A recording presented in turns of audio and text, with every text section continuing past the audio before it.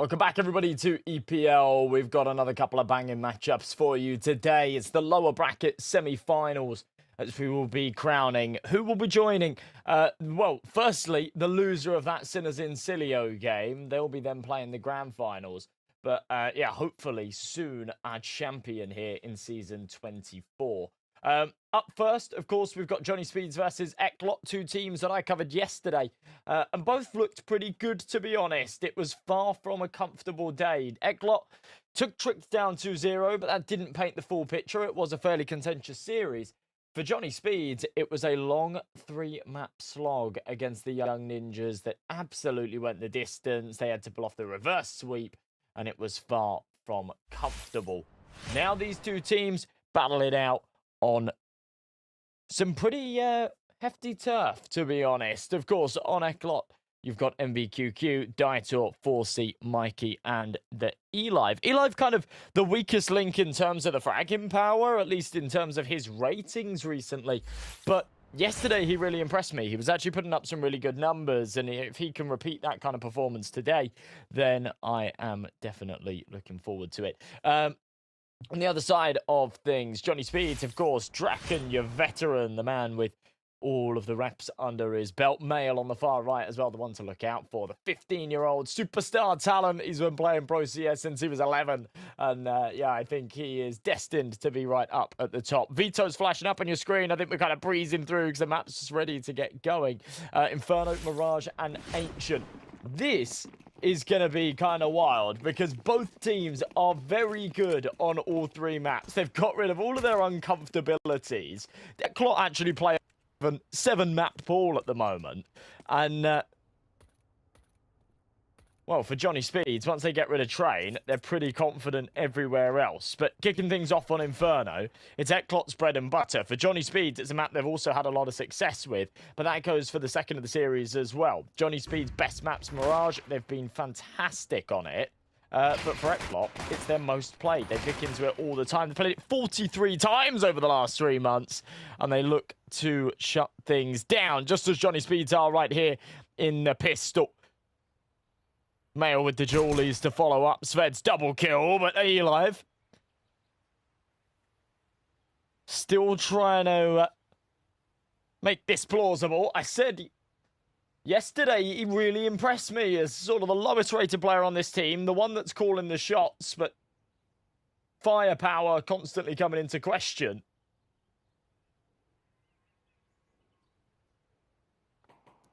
I think he's actually kind of stepped it up a little bit recently. Another big kill from 4C. Hang on a minute. We have got a round on our hands once again. Eli's being slow and meticulous. Clears out Mail. Oh no. This is all going wrong. A 5v2 that flips on its head. They're sat there trying to fortify the bomb here in the apartments for Shine. Oh my goodness, what is that second shot? Pure filth and cinema here to kick off Inferno. I don't know how he has just spun and connected that. The weakest link on Johnny Speeds yesterday and as of recently is the one that steps up to close out the pistol on their opponent's map pick here in, you know, one of the most important games of the tournament so far. Definitely for them. Absolutely wild. A full eco here for ECLOT, despite the fact that that came down to a 1 versus 1. It was actually a 2 versus 1 for a moment. They weren't able to get that bomb down. That was the problem. They'd lost it in the apartment, so and no extra cash, no real justification to jump into anything more than just a couple of upgraded pistols. Eli fancies his chances on a deagle. I don't blame him.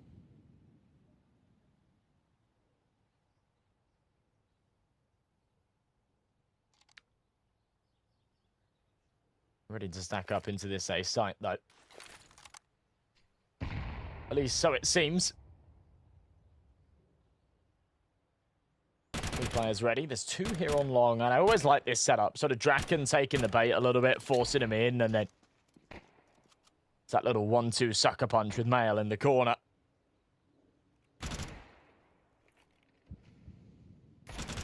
Mail might not even be needed, though. You'd expect Draken to just be able to dispatch these pistols with the automatic rifle, especially with Sapek.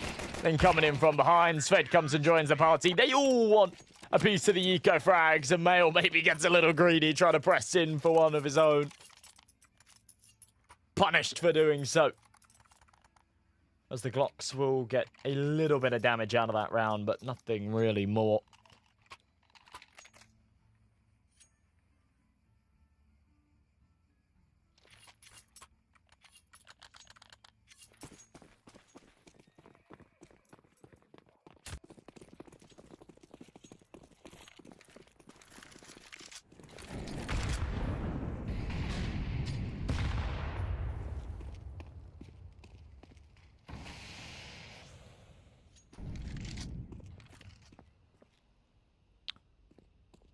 Okay, well, with ECLOT back on the buy here, AK's in hand, and the other side still being a little bit vulnerable with the bonus.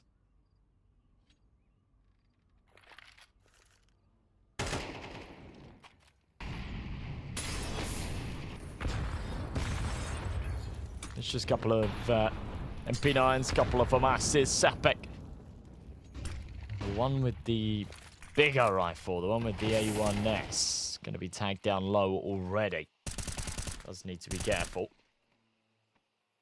Oh my god, maybe he doesn't need to be careful. Maybe he can just sense him through the smoke. Gun him down with laser precision.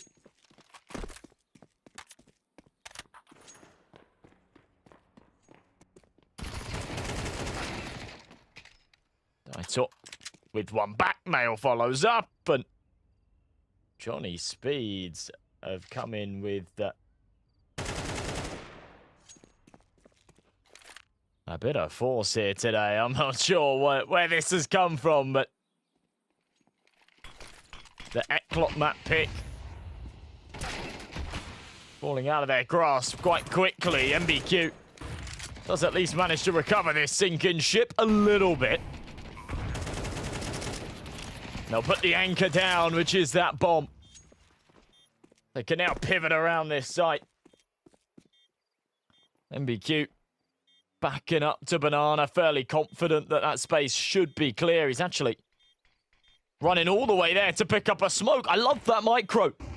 Someone said, I died on logs, I've got a smoke. Go and grab it, you can re-smoke CT. Just buys them a little bit more space and time. MBQ isolates another. Mail with the trade right back, and now they know where Forsey resides. Draken has to get on that bomb. He doesn't have a kit. Comes off for the trade, but now the round is lost. That is a painful way for it to go. And honestly, no excuse for not having a defuse kit there. Playing a bonus round, fine. That means you have got money to get a couple of kits in play. A real oversight that'll cost them. A round that they shouldn't have really lost, especially after the initial damage dealt there by Sapek. Even after the retake, should have been theirs to win. Plagued by the timer.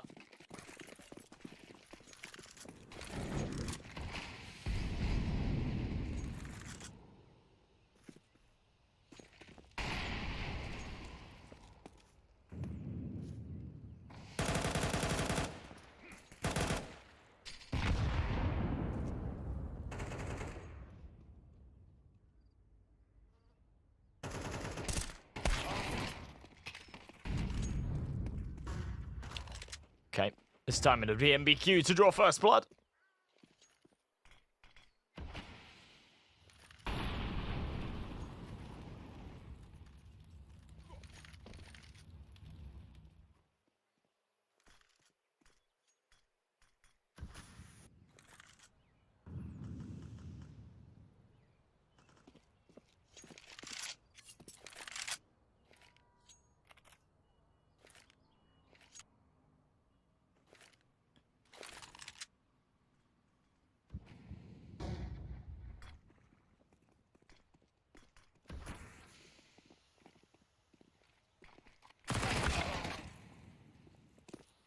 Mikey. Easy follow-ups. That's going to crack open this A site, and I don't think we'll see anything more here from Johnny Speeds in round number 4. We'll just accept the opportunity to save and take it with open arms. I wouldn't be surprised if the MP9s try and sort of play in for some kind of exit damage, but it wouldn't make tons of sense.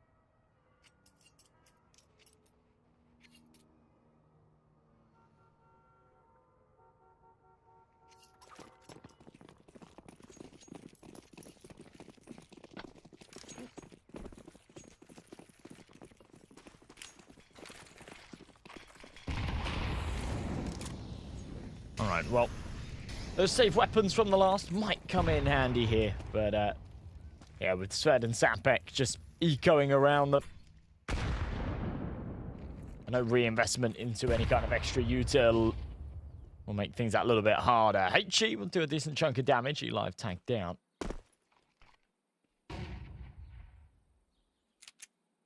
Do need to proceed with caution a little bit here.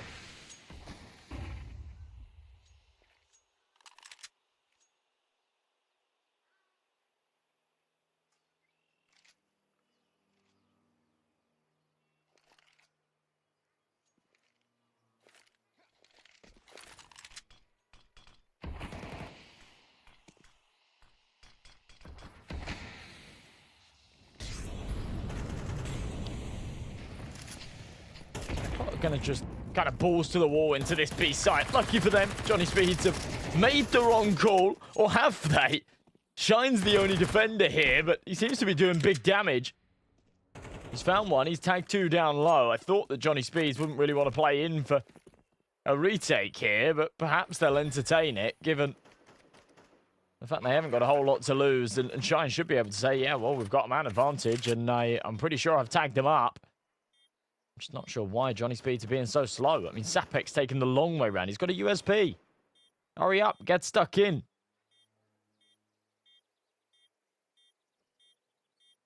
It's Inferno, for God's sake. Ah, they're playing for exits. Yawn. Male better than Mikey. Yeah, I'm with you on that. I'm with you on that. I like Mikey a lot. I've been very fond of Mikey as a player for a long time. I think he's, yeah, super talented. But in terms of the ceiling, yeah, there's no doubt. Wow, they all go down. I mean, yeah, Johnny Speeds have done well there to collect the exits that they have. But, yeah, you can't help but feel maybe if they did have a prod at that, they could have even won the round. We'll see.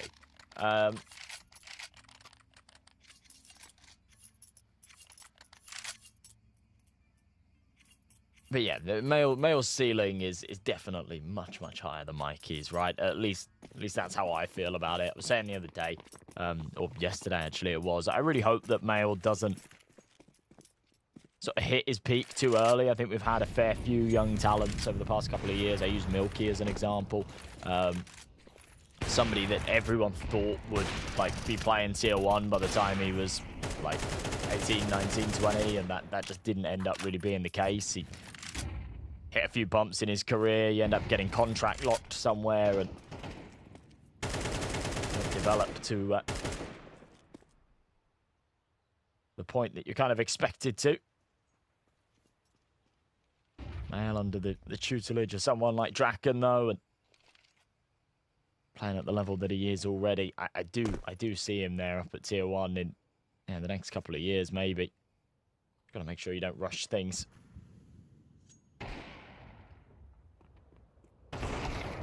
Draken. Big opening pick. It is just 1-for-1, though. Back and forth. Boils down to a 3v2. ECLOT. The man advantage once again. They'll be the ones on the bomb site, sort of locking Johnny Speeds out a little bit. Shine's found an AK. And it's interesting that, like, this is the round that they seem to want to go for. Zapek can catch a timing. If he can win this first duel, this round's very winnable. And the Molly will flush out the pit player. Now a 2v2. They're pretty confident that there's another one down there in Mini as well. Peek out onto the site. Contact made. Easy trade and MBQ. Wow. Beautiful spray transfer. That looks a lot easier than it really is to pull off. The elevation change to transfer down.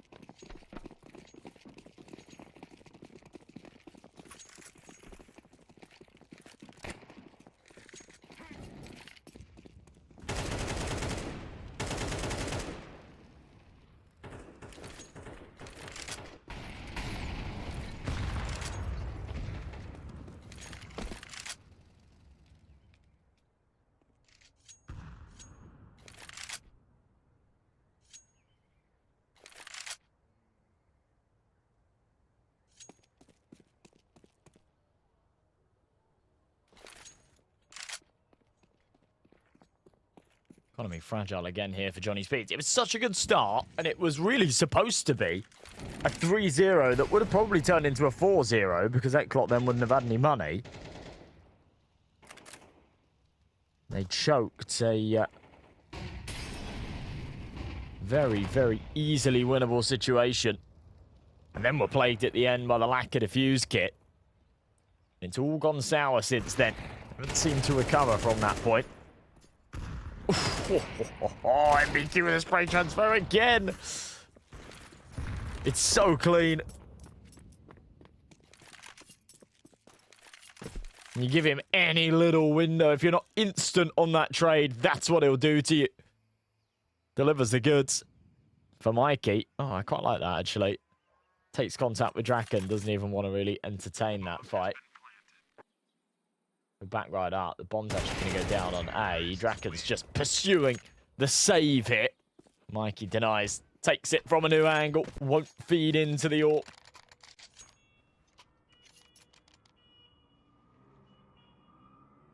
Five to 2. Money kind of broken here again for the defense. They've got the loss bonus, so there is that going for them, but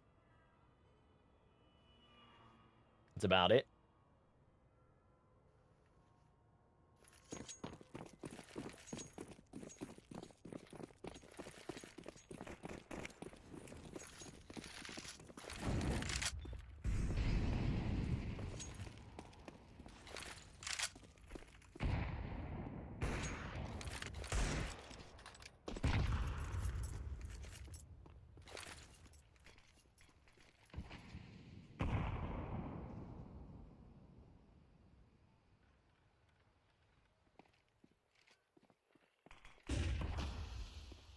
Shine.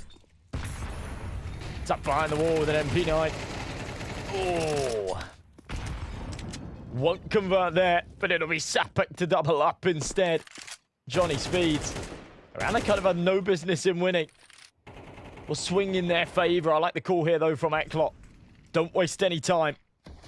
We've confirmed that there's another there towards Banana. We just need to take these fights on A before we start getting suffocated. But maybe they're leaving it a little too late. And Mail delivering the mail.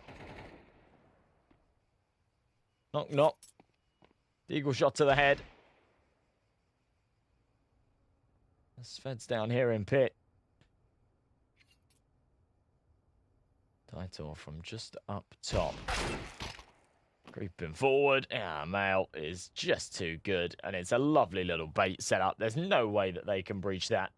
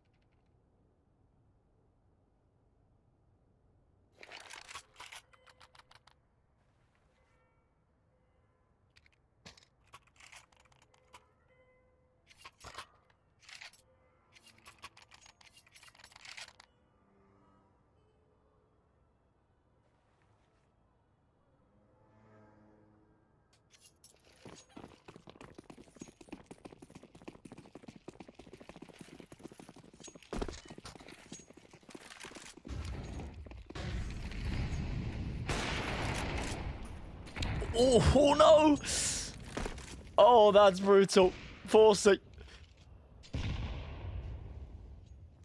It's alright, because Eli's managed to find one there as well, so we can just pretend that that was a trade, but Mikey won't be happy about how that round started. Lines up with Draken, and well, technically it doesn't line up with him, otherwise it would have been a collat. Instead, it's just a bullet to the back of Mikey's head. Doesn't know what's hit him. Turn off the kill feed, pretend it went the other way.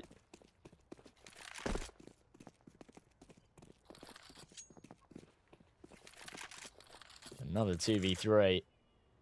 I don't like ECLOT's approach to these last couple of rounds, to be honest.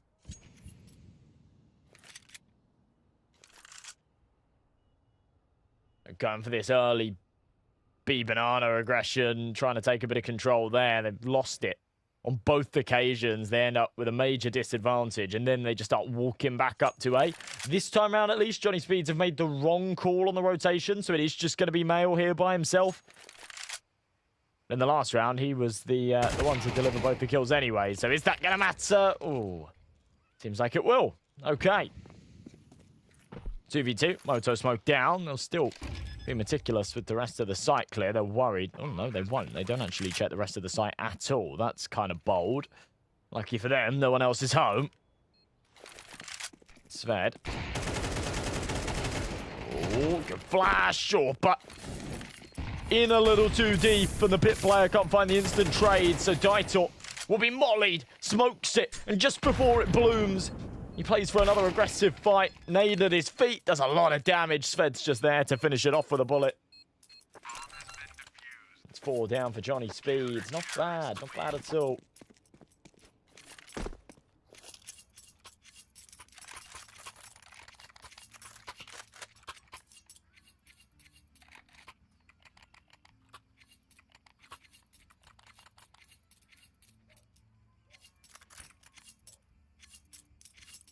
Five to 4.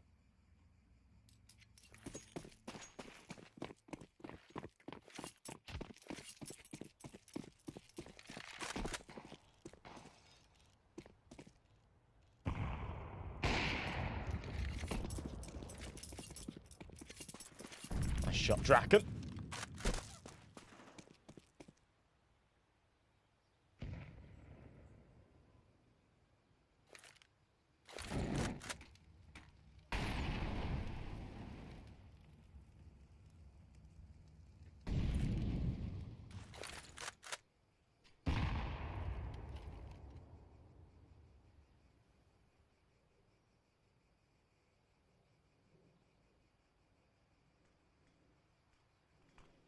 It's just tucked here at the bottom of the site. There are still 3 defending here on 8.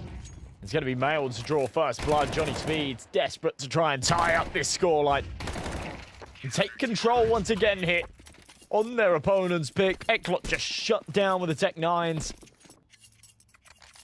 And this has been quite a bizarre map so far.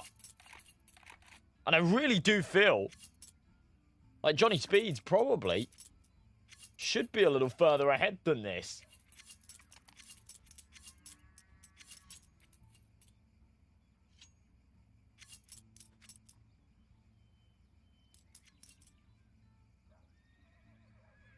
How this has gone so far. I mean, that somewhat goes both ways, right? ECLOT were able to close out that pistol round that they probably should have.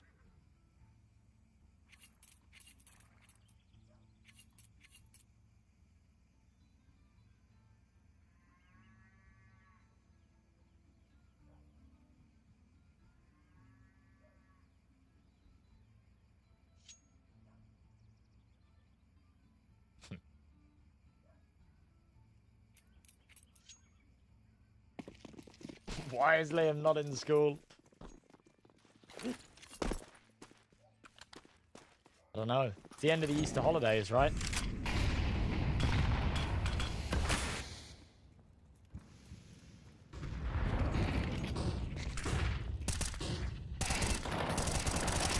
Ooh. Big stuff. Zapek again. He is so cruel here. In Banana, just getting super aggro. He does realise that he's crossed paths with Mikey in that smoke. Oh no. Not a bit of a whiff by Mail, that's okay. Wasn't quite sure the exact angle that Mikey was on. It's an instant trade by Sapek, no trouble. He's pressed him for more here as well. Sapek's been an absolute beast these last couple of days. Now trying to put the pressure on. Bullets flying, both sides. Daitor receives a dink. But a 2v2, Draken on the corner. Should be able to connect that. Yeah, he does. It's onto the low HP man, but the AWP doesn't discriminate.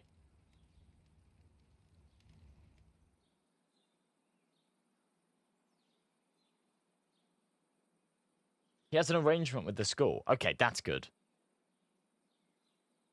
That's good. I like that. Means you don't miss out on the important officials and stuff.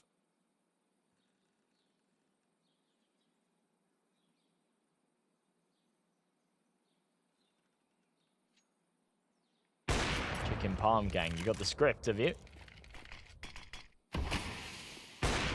2-0 Johnny. I don't know. Oh, Draken. Narrowly misses. He doesn't blow the smoke open quite enough. Wow. Yikes, that could have actually got really scary for a second there. Draken doesn't have a kit again, by the way. Despite having a load of money in the bank. Need to work on that, Dragon. Needs to start buying those defuse kits.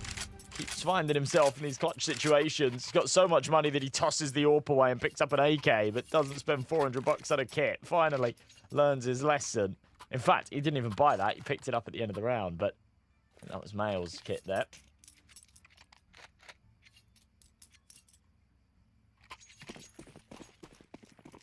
Yeah, narrowly misses the smoke spams, and then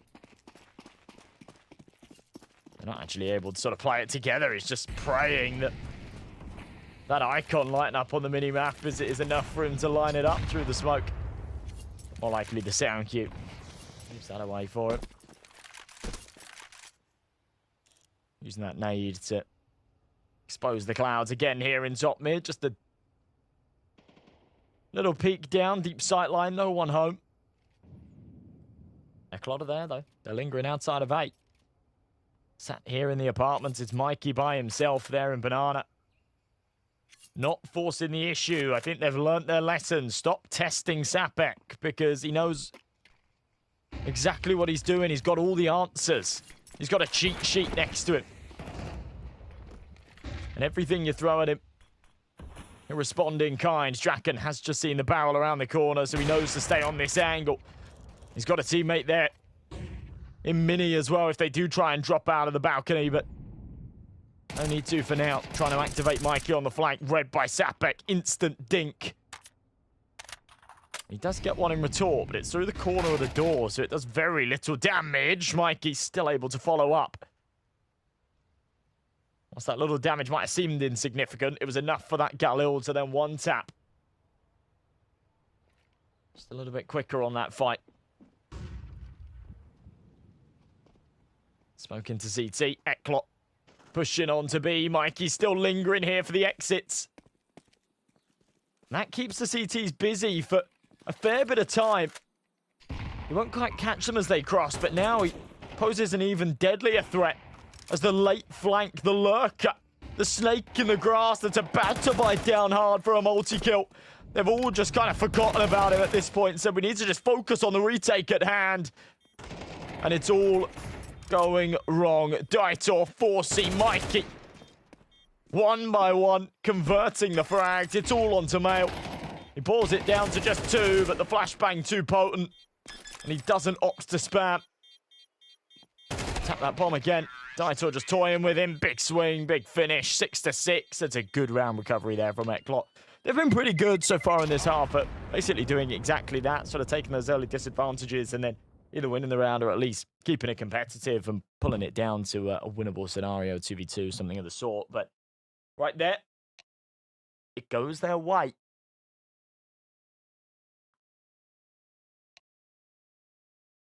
For Johnny Speeds, that's a decent half, though.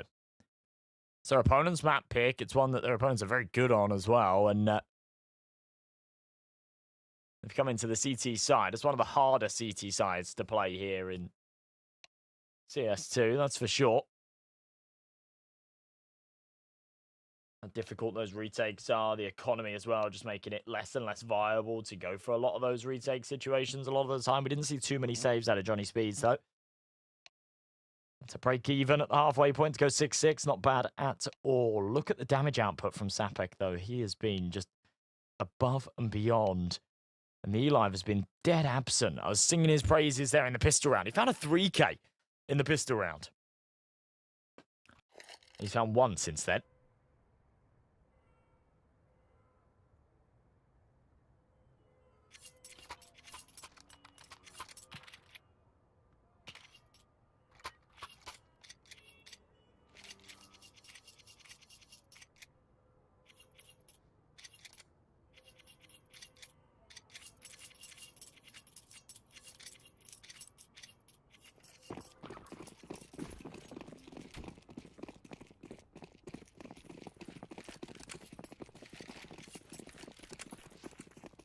All right, second half pistol. Just USBs in play for the CT side. Been seeing Julies more and more recently.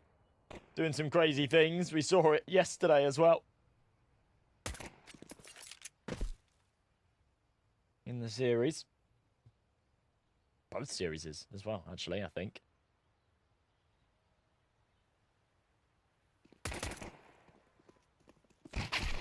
Daitor takes contact. Mikey takes a dink, as does Daitor shortly after.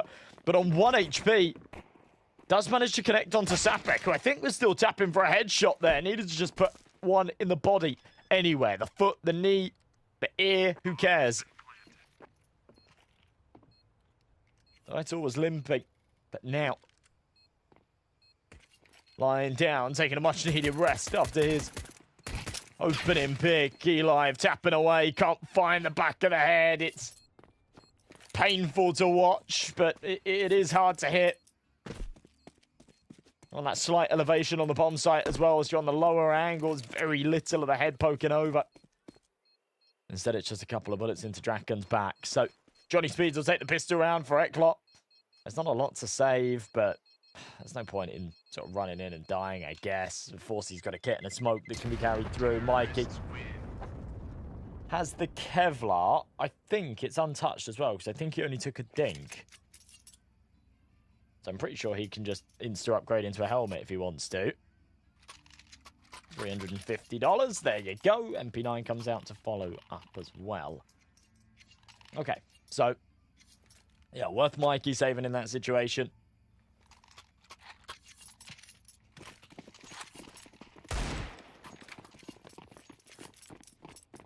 We'll see that smoking kit could do some favors going into this next round. We will see.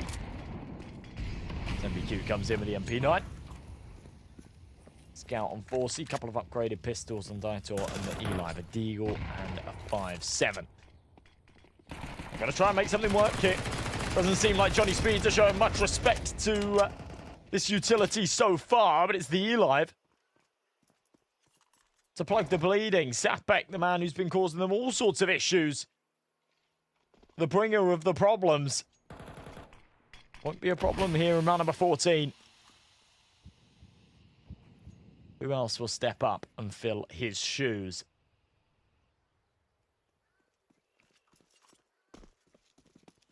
Minute on this clock. Draken's just sat patient here on this B site, waiting for some kind of rotation, some kind of little aggressive info prod.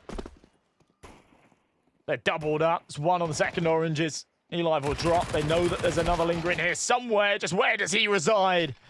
It's the new box. And it's a lot of damage from Mikey. 1 kill and Draken down low. Still feels winnable. Smoke fades. Shine.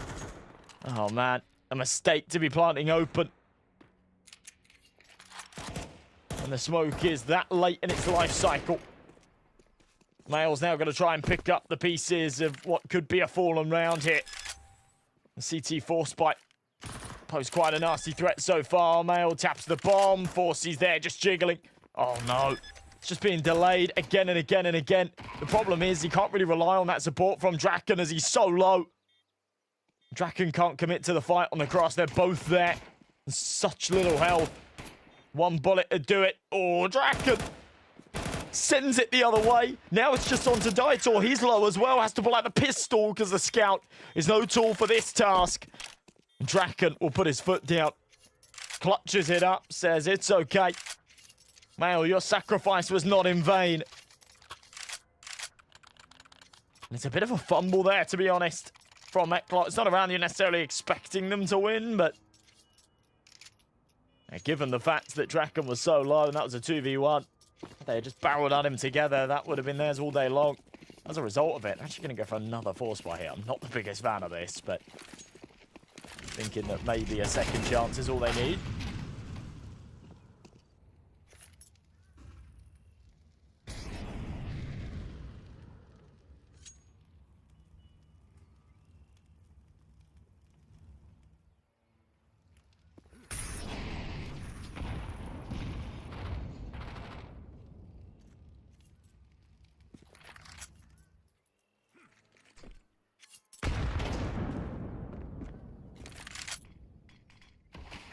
Only man advantage here for ECLOT, maybe proving that they were right to go for another force by here. That second chance could be all they need.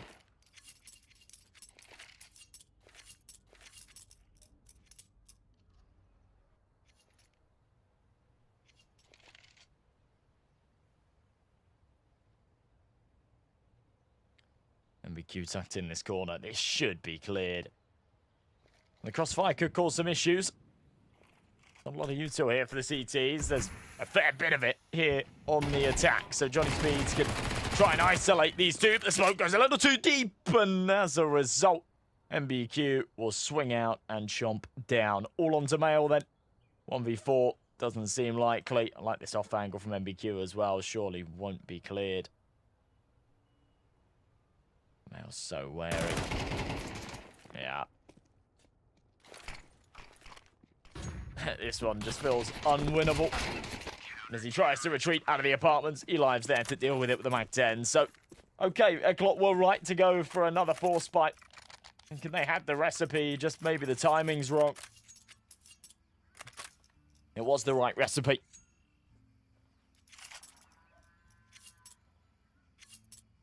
Cooks up a delicious meal, a round win, one they'll be super happy with.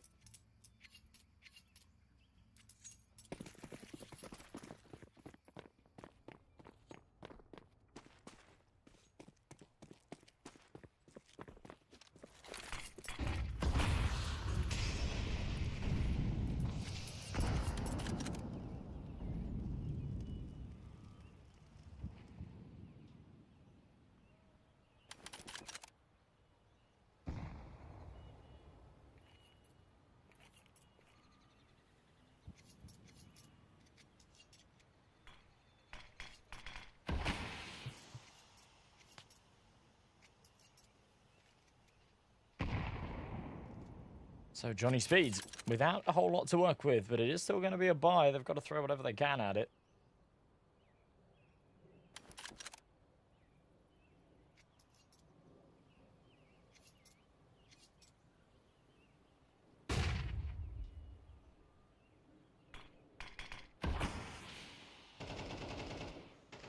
But we maybe see a little bit of pace out of this round, given the fact that they do just have the Tech 9s.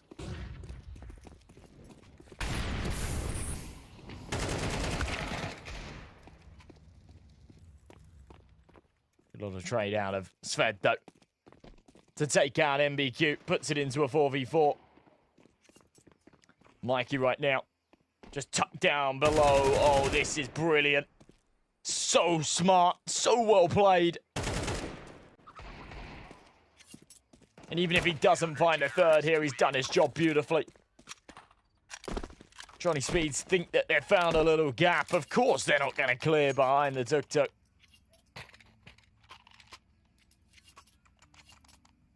Kind of condition them into doing so next time, perhaps.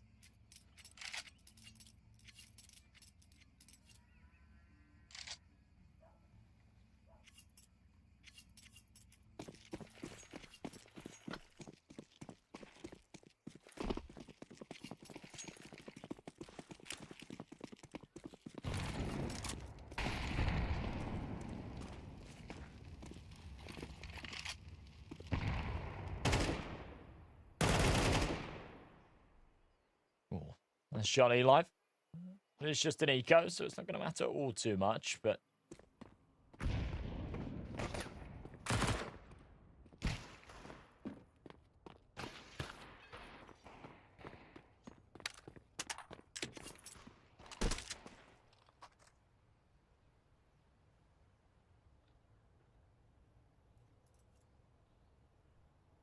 Of course, he's just around this corner.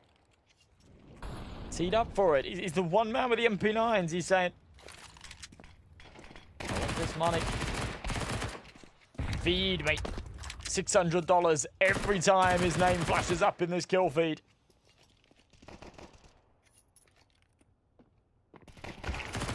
He has the right idea onto Mail as well, but no, the kill's been stolen. Stop stealing Forcey's kills. Ay, ay, ay. And he ends up with one. Sad. Sad stuff, but...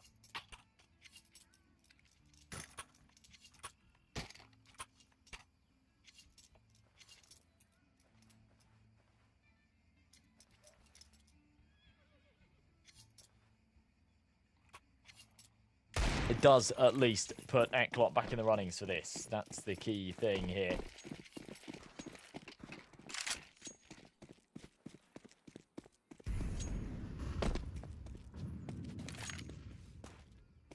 Moving from being in a very tough spot.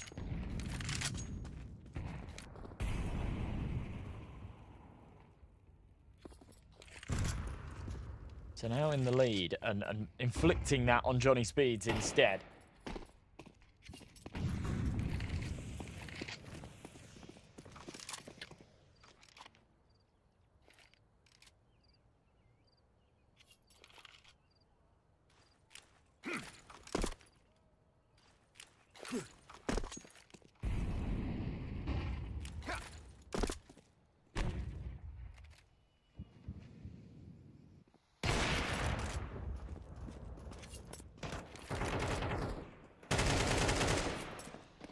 Alright, now the pressure's on. Mikey, I love that little bit of aggression. Oh no, this is all going wrong. I think Johnny Speeds are starting to realise why ECLOT picked into this map. This CT side has just been near perfection.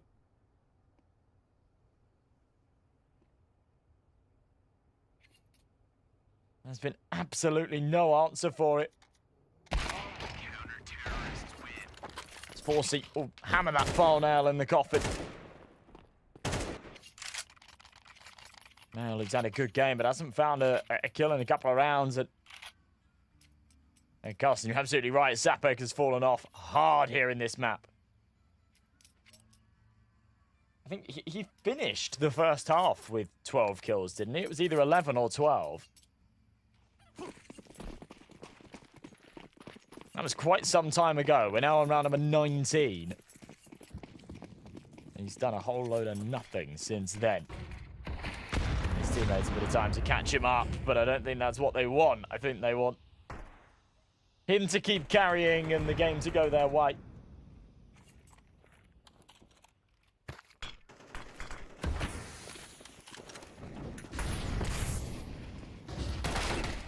You live? Oh, first oranges. Hard cleared. Sapek wipes him out. Forcey next to follow. My God. Okay, maybe. Johnny Speeds do have a little bit of fight left in them. That is so sick.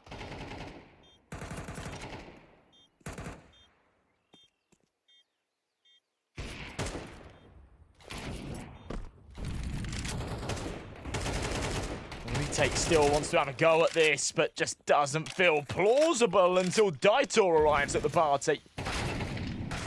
Okay. Shine, Sapek, bite back, and okay, yeah. You lied. That is one hell of a jinx. Sapek waking up now.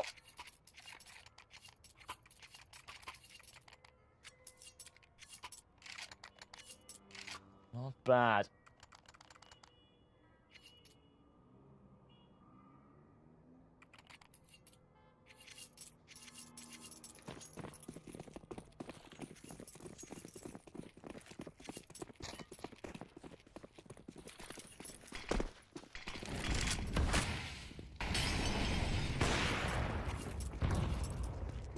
Dorsey. Wow. Okay.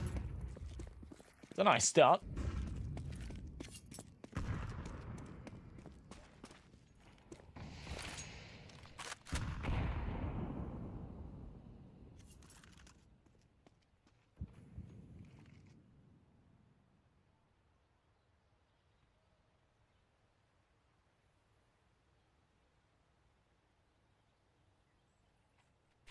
Sapek falling early. It's a hard hitter to take out. He hasn't been the hardest hitter so far here on the T side, but he's had his moments.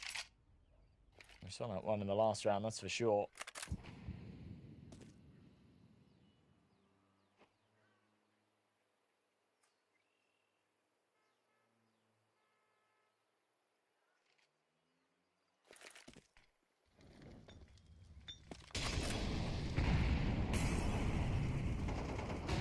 Mikey. Back of the site, flashes raining over, that incendiary will go down, Shine and Sved make light work of the site entries. And despite taking the early disadvantage, they take this round right back by the reins. Draken following up. Means, yeah, I mean, they already wanted to go for the save call, I think, but now it's set in stone, that's for sure. Dorsey and Daitor don't want to touch this any further. Back him right up, letting this one go the other way.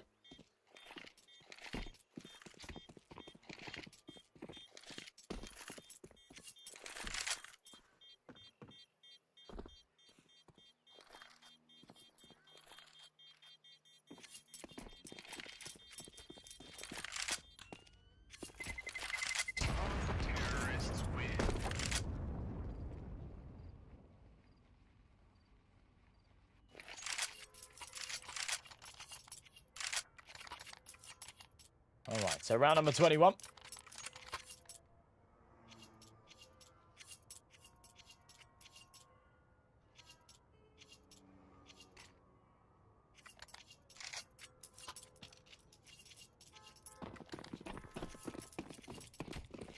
Tied up at 10 apiece, all or nothing now, and it's actually Johnny Speeds with the momentum and a little bit of cash behind them as well. How far will that take them here? ECLOT, the money's still okay too. Remember, they managed to save a couple in that last round.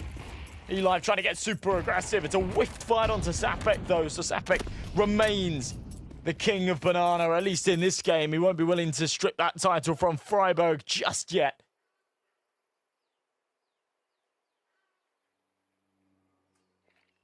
He's looked very good so far, Forsey. Big shot. MBQ follows up as well. Oh, wow. Right. Hang on a minute. Not again, guys.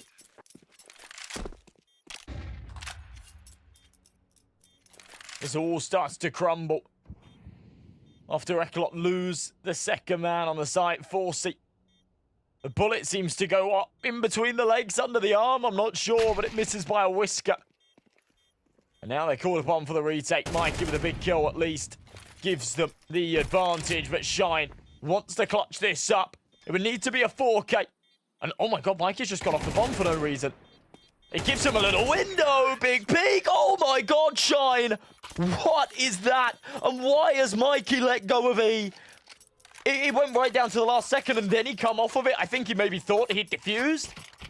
I have no idea what has happened there, but that is a huge blunder. And it gifts Shine a clutch. My god. I don't know what's just happened there. Yeah, call a pause. Call a pause. That is ridiculous.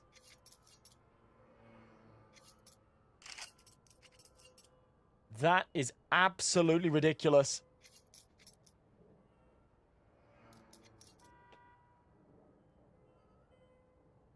I don't see any justification in my head for him to do that.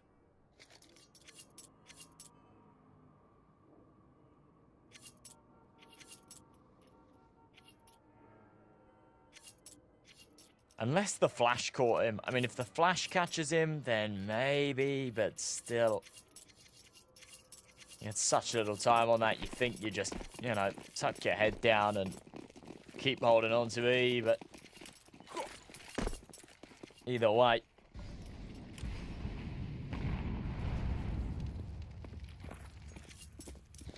It'll go 11-10. Johnny Speed's no business in taking that one. I said before, cash is still okay, so won't break the finances here of ECLOT. They will have money to work with, especially finding 4 kills in that last round as well. Just a tiny bit extra to go their way in terms of the kill reward bonus, but an early disadvantage. Mikey falls first. Aggressive there on Banana. Punished for being so. Pressing up. Suspect is the only one to play in front of the fire. And in that case, he needs to guarantee at least a 1-for-1. He does exactly that. Does his job with a double entry here in the round. MBQ being boosted over this smoke, but just as he tries to do so, a secondary smoke goes up on top of the ledge, so no sight line for him. I love how creative people have got with these new smokes, the way it waterfalls down. This might just have to be a save call here for ECLOT. Yeah, they know. If they throw themselves at this and lose it, which seems likely with... Oh, okay, they've got the 1 kit, but smoke flash from AS2 and 4s. No head armor on MBQ. I don't like it at all. Doesn't make so much difference against the AKs, but... Yeah, losing it would mean 12-10 and no money here, so ECLOT fancy their chances at overtime. And it honestly all comes down to that fumble, that 3v1 they lost. This would have been 11-10 in their favour. The money and the momentum swinging their way. This is the ECLOT map pick. You can see it up there in the top left hand corner.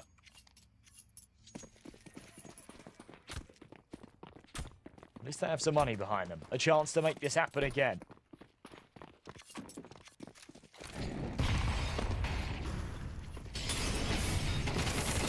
Even match going into it, but I think ECLOT were teed up as the slight favourites just in terms of their ranking and whatnot.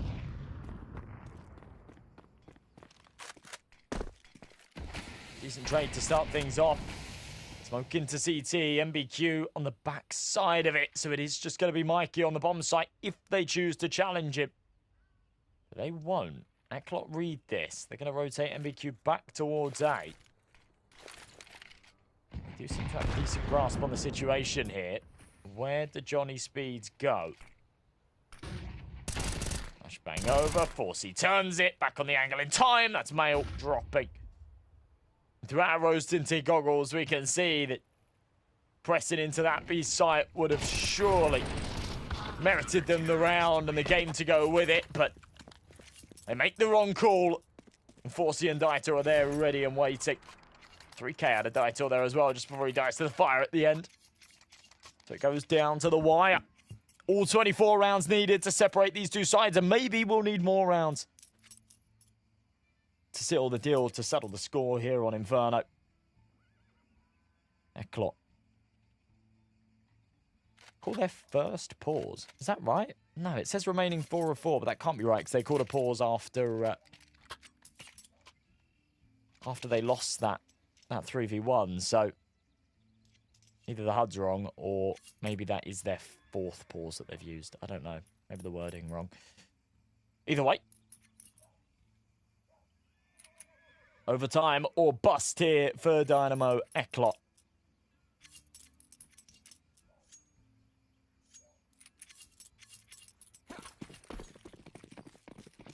Sved down to a Mac 10, but the rest have all the bells and whistles. Rifles, that AWP on track, and a decent amount of util to go round. It's 4C's Molly into Banana. put a carpet of fire, enough of a deterrent for everyone to steer clear, at least at the start. But also at the start of this round, Daitor's vulnerable on A. He's there by himself. This is an opportunity for Johnny Speeds to take a bit of space. They haven't done so. They're scared. They're wary.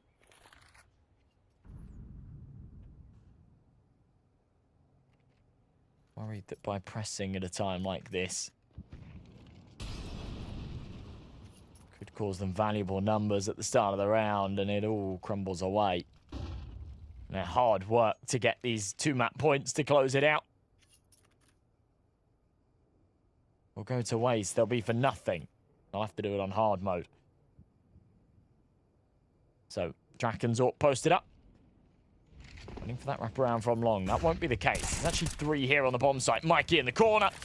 Sapek doesn't know what's hit him. Double flashed and wiped out. Draken, at least good for 1, but his teammates falling like flies here on short. Sved wants to swap out to that AK and bring the fights to them, but the poke out from Draken won't yield any results and forcing to trade on the follow-up. It's a good one back out of Sved. He's found 2. He needs 2 more. As he taps in that bomb, fire at his feet will force him out in the open. Elive's there to follow. And ECLOT will take us to overtime. It's a better round for sure. And just good calls in those final 2. They had a strong read on the situation. Johnny Speeds with maybe overcomplicating things. A tap bouncing between the bomb sites, trying to sell these fakes. They end up walking into stacks on both occasions.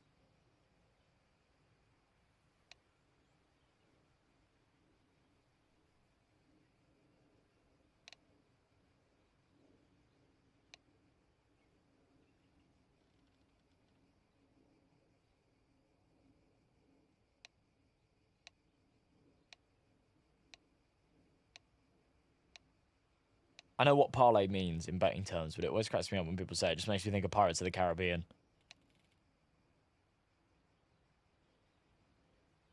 Those who know will get it.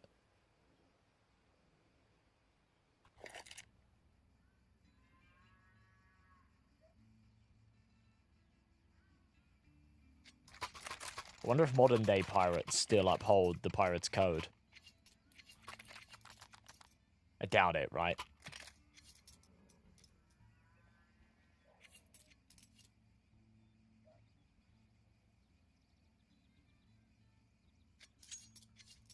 If Somali pirates took over my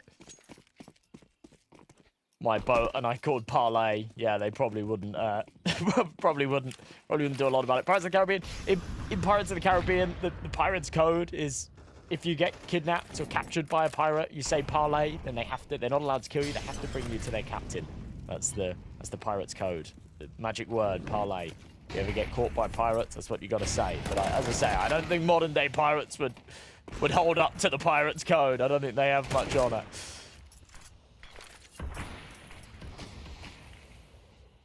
Draken. It's a big shot out of the AWP, and, well, actually works quite nicely here on the A site.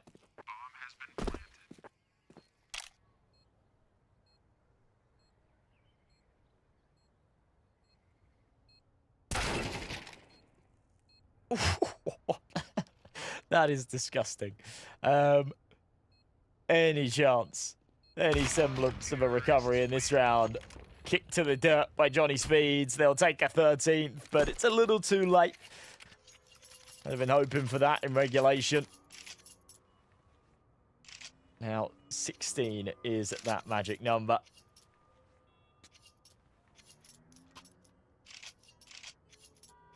Went 6-6 on both halves. I think Johnny Speeds had a decent CT side, so I don't think they're going to be like too concerned about, you know, having to find 3 rounds here on your approach. Sometimes overtime can get a little uncomfortable because, like, you know, you bring it to overtime off of like a great second half, but you remember that you only found like 3 or 4 rounds in the first. Oh, decent trade. Kind of not the case here for Johnny Speeds. If they take 1 or 2, I mean 2 would be great. They'd be in a good position to just get this one over the line. Done and dusted. Pushed up the top. Sapek, nade in hand, just about gets his gun out, but won't be quick enough to win that fight. Good nade. Elive low, but the spam's back the other way. Mail actually able to connect onto Forsey. Keeps this plausible. Boost over the top. Oh, doesn't see the Elive. Someone defeats the point of that one if they're not able to spot him when he's in the exact position they need him to be, but somehow catching MBQ over the wisping edges. Now we're in a dead even 2v2 situation. I said before it was ECLOT the ones that were pretty good at recovering some of these unlikely scenarios, but this time it's Johnny Speeds to bring down the hammer. It's Mail and Shine, this unexpected dynamic duo. Mail, one of the harder hitters, but it's been a slower game from him. 2 kills in a round that counts, though. And a 4v2 surely about to convert. I can't believe they anticipate the Apps player and swing him the way they do there in mid. Doesn't know what's hit him for the Elive. It's a round that he feels like he needs to go for, and, you know, there's kind of no reason not to, but he's got 13 HP and an AWP and a 2v1, 12 seconds left on this bomb, and definitely no time. And he's missed the timing there as well to find the kill. At that point, just says, I've got nothing to save, but I need to just pull the plug.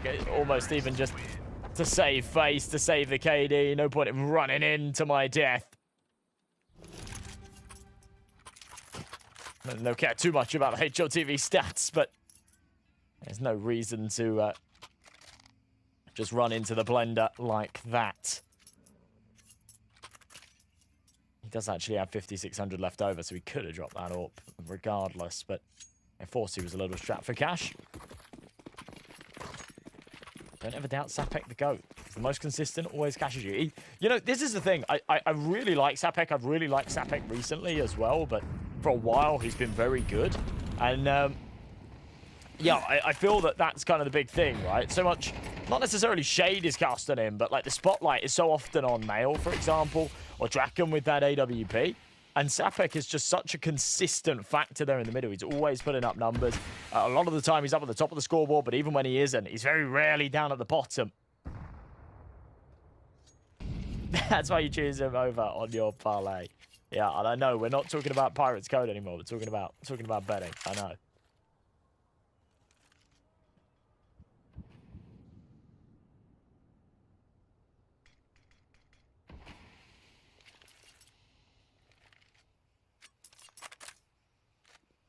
That's all down in pit. This will be a bad half from ECLOT, whichever way you paint it. But if they can't convert here in this last round, it'll be a disastrous one. That molly, luckily, extinguished by the fire. Otherwise, Title would have had bigger problems at hand, but it's okay. MBQ's here to pick up the pieces. 3 kills for him. He kind of wants this 4th, but with 10 HP, yeah, not going to happen. Forsey's there to follow up. 14 to 13, as close as it can get at the halfway point of overtime, but still, Johnny Speeds with the advantage to close. We saw that in regulation. They weren't able to do so, maybe getting cold feet. Once they hit that point, we'll see if that continues, if that happens again. We move into this second half of things. They'll be back on their CT half. That CT side had some fruits there earlier on.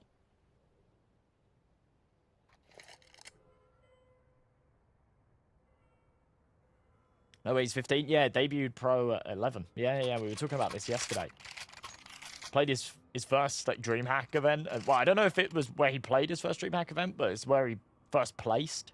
And yeah, look, came 3rd, and he was 11. Which is just absolutely nuts. When I have a brother, he's not 11 anymore. I think he's 13, just about to turn 14. But when he was 11, I was getting him into CS and like trying to project Mbappe, this kid, from like the age of 6. I'm like, all right, you're gonna be a pro Counter-Strike player, and yeah, by age 11, he absolute noob, gold 4 maybe, something like that. Oof, wow. Yeah, it takes a special kind of talent to be playing at that kind of level, at that kind of age.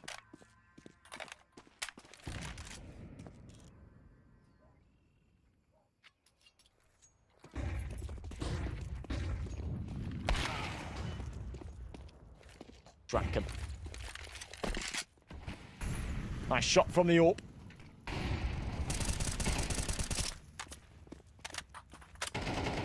Well, at least we get a double spray down. Daito crossing onto the site mails there to finish. And okay, Johnny Speeds make light work of that one.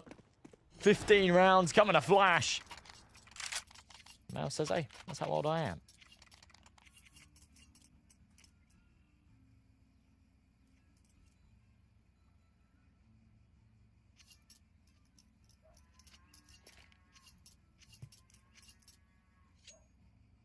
ECLOT. A familiar sight. Deja vu as they trail by 2 rounds.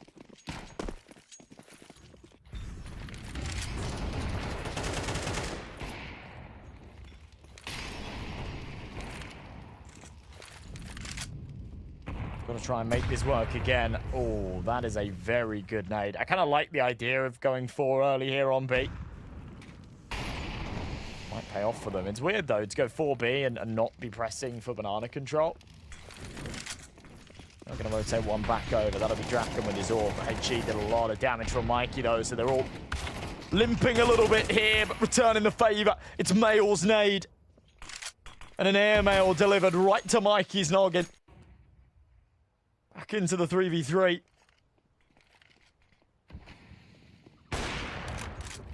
That AWP. Follow up, Draken. Oh, wow. Yeah, just hammering down, saying I'm fed up with this game. Get me off of Inferno. Put us onto Mirage so we can close this out 2-0. And secure top 3 here in EPL Season 24. ECLOT haven't necessarily looked like themselves. And they will not be able to prolong things here on Inferno. It is a very good win from Johnny Speeds. I love that. And, well, a good start to kick off our series and our day. We're going to jump over to a short break, folks, when we return. Around about 10-15 minutes time, we'll be ready to go with the second map. It's Mirage. It's the Johnny Speeds pick. And there's a decent chance they could close this out in 2 bites. You definitely don't want to miss it. Don't go too far. We'll be waiting with the action shortly.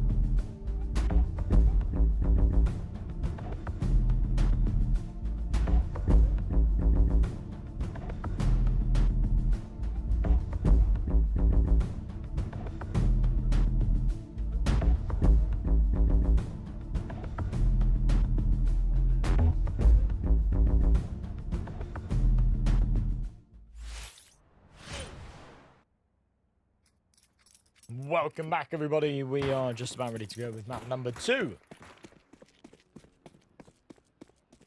Here in our lower bracket semi-finals. Mikey, we're going to try and take the reins here for ECLOT up close with his jewelies. No time to build the storyline. No time to talk about what occurred on Inferno, because it's all happening here already. Mikey mowing him down. How is he still alive?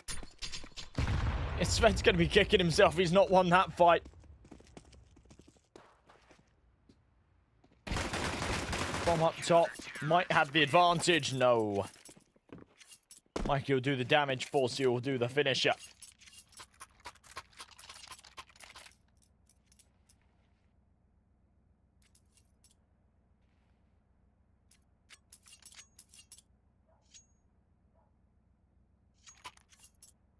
And ECLOT probably a little bit frustrated after losing that last map. Inferno was theirs in the palm of their hand.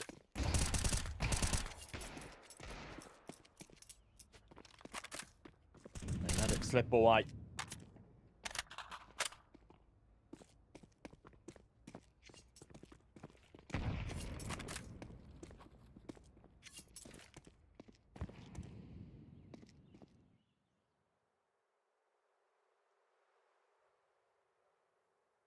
And it's just going to be an eco here for Johnny Speeds. I think they're hoping they can isolate Daito.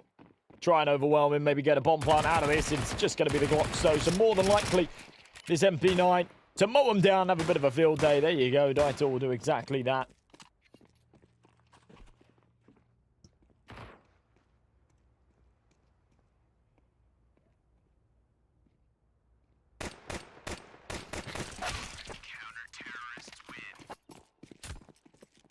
Nice and clean. All 5 staying alive. ECLOT exactly what they want here. As I said before, this veto really, really tailors towards anything happening, yeah? Whether that be one of these two teams closing it out 2-0, but both maps being close, or whether this be teams trading each other's map picks, or whatever the case may be, because both teams are just so good on all 3 that we've got here in this series. Yeah, for ECLOT, they're a really good Inferno team, but Johnny Speeds also like Inferno. And for this pick of Mirage, it's Johnny Speeds' map pick. It's the one they always pick into. They've had crazy results on it recently. Yeah, in the last 3 months, they've only lost it twice, and right now they're on an 8-series win streak, or sorry, an 8-map win streak against some pretty good teams as well. Some of the likes of like Sashi, Insilio, who they would have to play up against next if they do win this, or potentially up against next. I mean, at some point they would, whether that be sort of Insilio losing, dropping down to that lower bracket finals, or whether it be them winning and potentially eventually them meeting them there in the grand finals. But it's also ECLOT's go-to map pick, the one they pick into 78% of the time.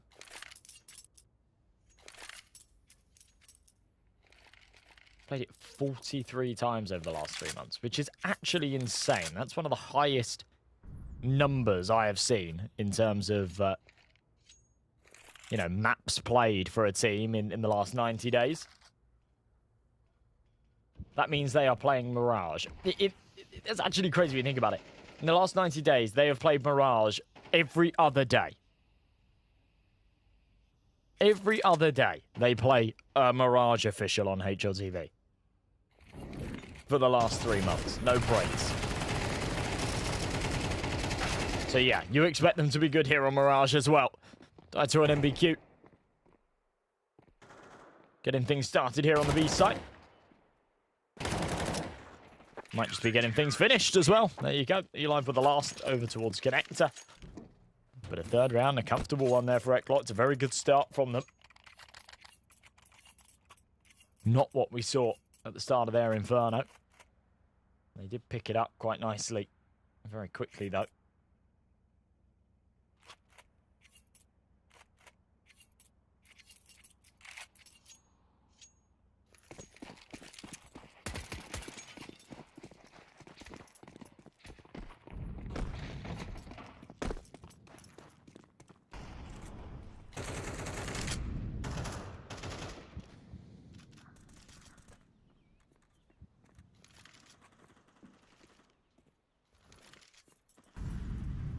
live. Here on bench. Ready for them to come his way. They do actually manage to carve a bit of a path with these Tech 9s. Opportunity to get this bomb planted. Draken will do so here on triple. It will not be denied. Bomb beeping away. Advantage here for the defense. They come in for the retake. Nice shot out of the Deagle, but yeah, has to keep going for it. Ends up falling in the process. Can't connect another head there. Now he's going to work his way forward. Eli's there to find the pickup, and now they know where Southbeck is and that the bomb's not planted for him. They can just jump on this defuse, and that AK is not going to get a whole lot done. So, fourth on the board here for ECLOT. 3 players staying alive, and good little retake situation. Even when they do lose the site.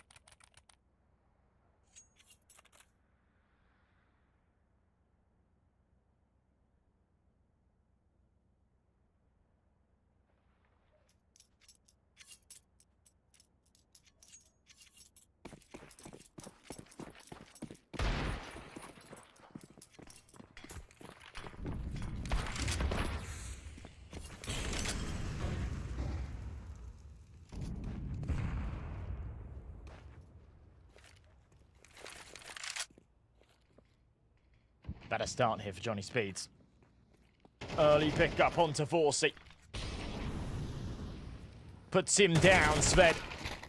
Finding one of his own. Sapek can't follow up there on shore, and actually gives Daitor an open opportunity to start pulling this back. Whiffs the third gunfight. That's a bit of a shame. Had he have converted that, they would have been absolutely teed up to win this round now. Get a little more complicated. MBQ punished for trying to spam.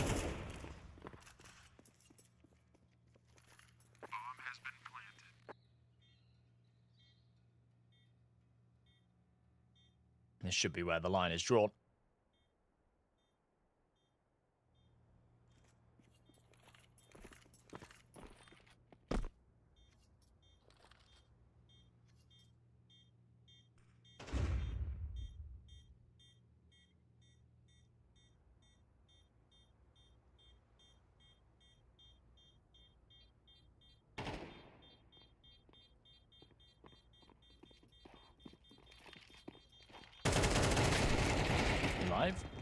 Yeah, won't even get exits. All crumbling there in that round for ECLOT. It was a real opportunity. And Daitor found that double on short, but yeah, peeking back into apps, maybe not so ready for that fight. Despite the fact that there was that nade in hand. That was an unfortunate one to miss out on.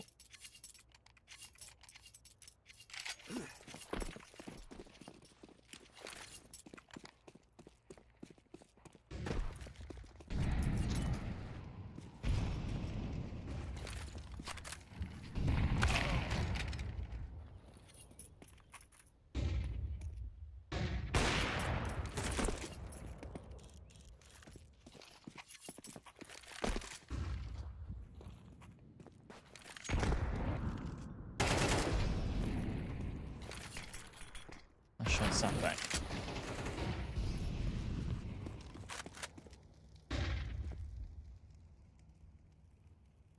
A 2-man advantage again, following up quite nicely here at Johnny Speeds. They've been a team that once they do find a bit of a burst, a bit of momentum, been able to do quite a lot with it.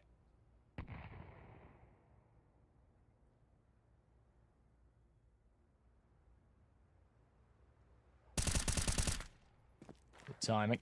Daitor picks out one from behind, but they're not playing for this retake. It is just about trying to stay alive here.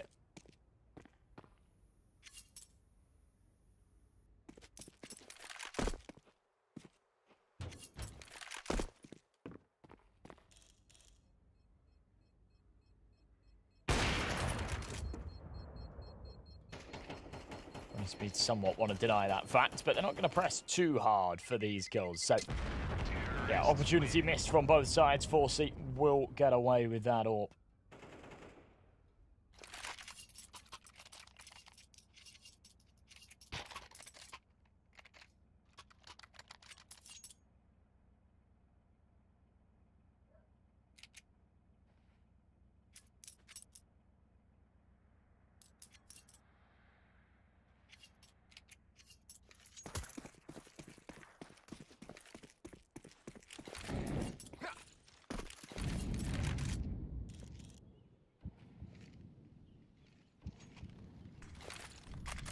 haven't run out of cash yet. But Johnny Speed snapping at their heels. Reminiscent of what we saw in the first map, but the other way around. And he ended up coming out victorious. But it was only after overtime. Flashbang through. And they weren't really looking for him, but the second the bullets start spamming, they'll turn around and deal with it. No trouble. Forsey takes one, but that is all. Draken with only 3 headshots. It's crazy. If you're betting on over on headshots on the AWPer, then I have no sympathy for you. It's crazy to me that all the bookies offer that, right? It's like, oh yeah, oh, Draken over on headshots? Yeah, you want that? You want to bet on that? No, you don't. No, you don't. Draken's not only the AWPer, but he's an AWPer that he's going to prioritize getting an AWP out as soon as possible, right? There are some AWPers that, you know, if the money's not great, whatever, then, like, they'll go down to a rifle. You might see a few more headshots out of them. But Draken is one of those players that, yeah, will literally dictate the game around him having an AWP, and will pull it out as soon as possible in games like this. So,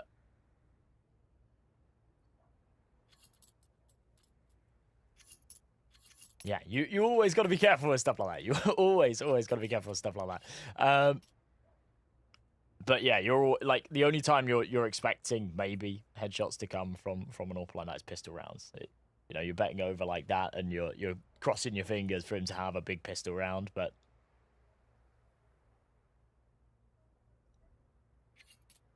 yeah, it's rarely the case. So 4-3 ECLOT. Calling a little bit of a pause. Things are going wrong. They've got to try and work out how to fix them. At least they've got some money.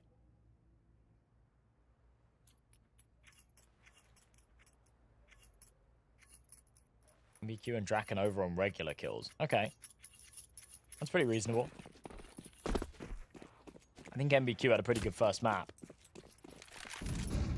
But yeah, you're cooking, right, when it starts to go to OT and whatnot. 500 on the line. Ay, ay, ay. I wish you the best of luck.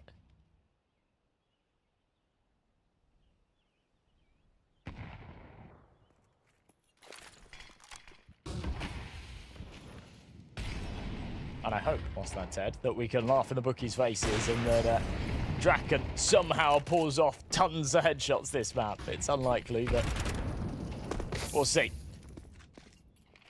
Decent stuff back the other way. ECLOT. Yeah, that pause has actually paid some dividend. And it's kind of weird because they haven't changed anything up particularly here.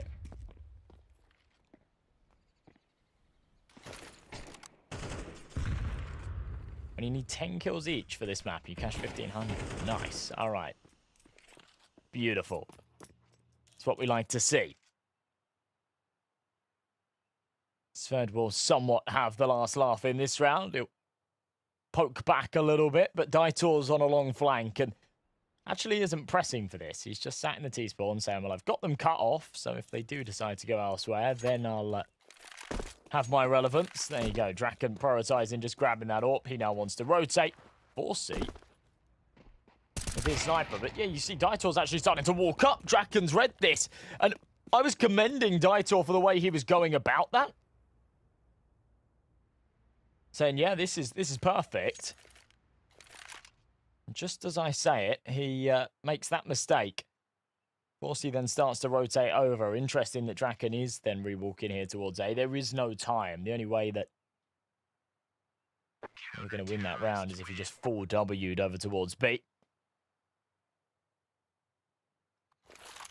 Even then, I think the timer would have been tight.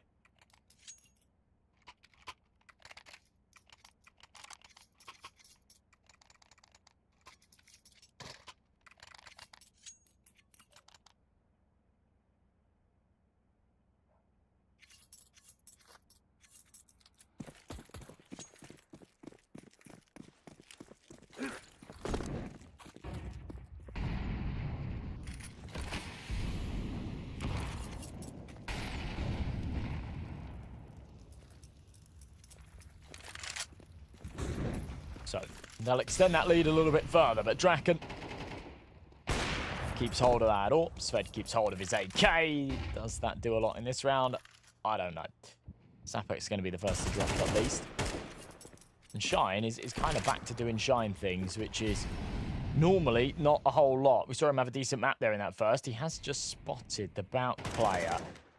Not sure if he's reacted to it. Just before I said his name, he was 0 and 7. Now he's found his first kill. And teed up for more. Draken with an important shot. They've confirmed that there's 2 on this site, but Mail ignores the fact that there's 1 on the Bout, which they did have the info of, by the way. Shine saw him ages ago, took contact with him. I think there's been a bit of a communication breakdown in this round for Johnny Speed. Because 1 by 1, they are dropping. No one trading each other. ECLOT will make it 6.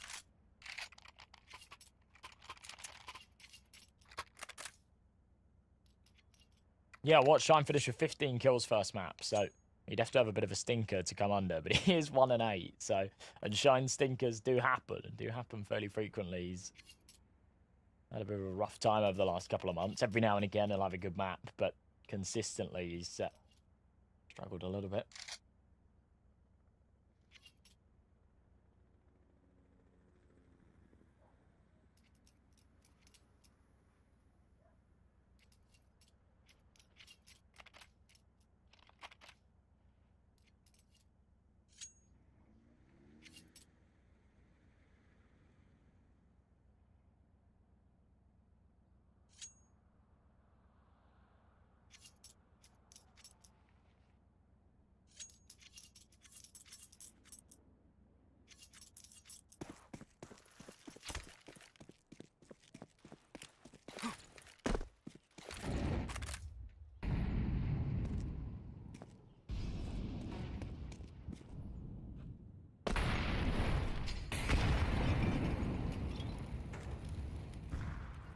AWP, Draken. Posted up.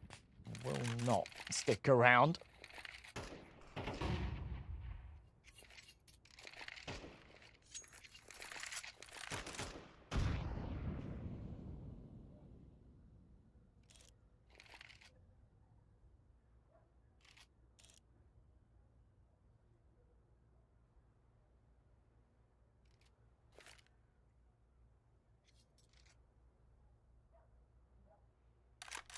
Minute left to tick. Double setup here on short. Sapek's going to try and dismantle it. He's got Shine there, just causing a bit of a distraction. Down below, MBQ still posted up. Timing, was good. But MBQ's reaction was better. Shine's there for the trade, but it goes back the other way. At least they'll use that as a window of opportunity to burst onto this B site, but not taking out Forsey first time round. They keep having to jiggle, worried that this AWP will connect at close range, but the shotgun sniper is sent packing. And a 4th round imminent here for Johnny Speeds. ECLOT, I thought they pulled the plug and we're going to save.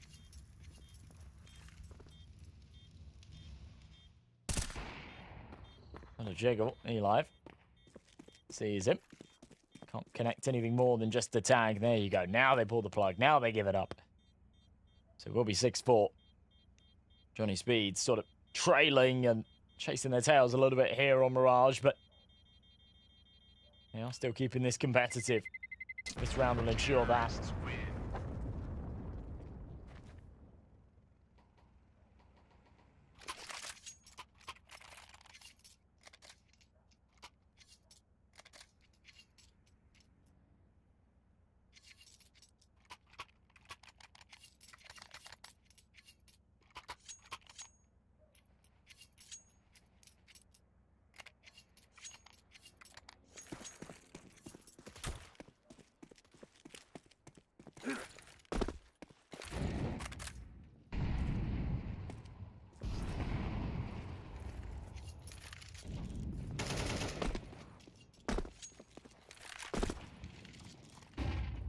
Here in top mid.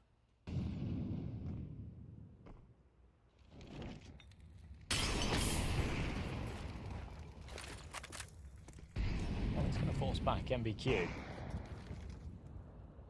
He does need to be a little bit careful here. Sved's got a second orb. Double orb set up T-side Mirage. Not something you see every day. Spams from Mikey. A bang on the money. Converts for one. Tons of damage on the second. Should be able to finish off Shine here as well. He is. The fact that he only takes 27 points of health back the other way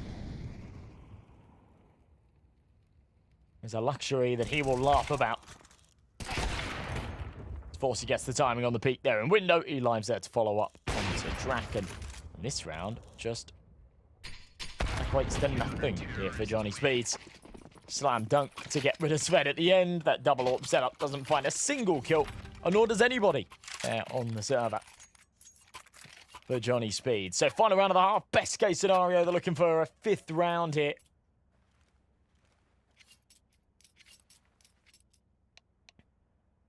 ECLOT have just looked that little bit better on Mirage. Remember, we saw a 6-6 at the halfway point of Inferno.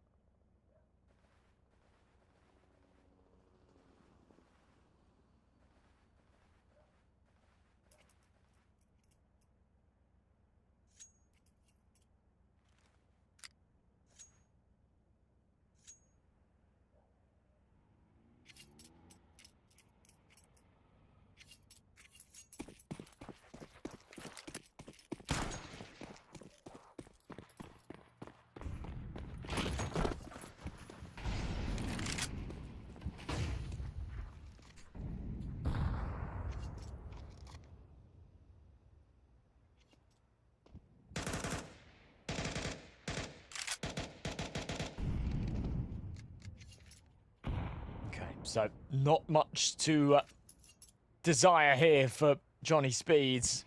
2 Deagles, that's on Mail and Sved.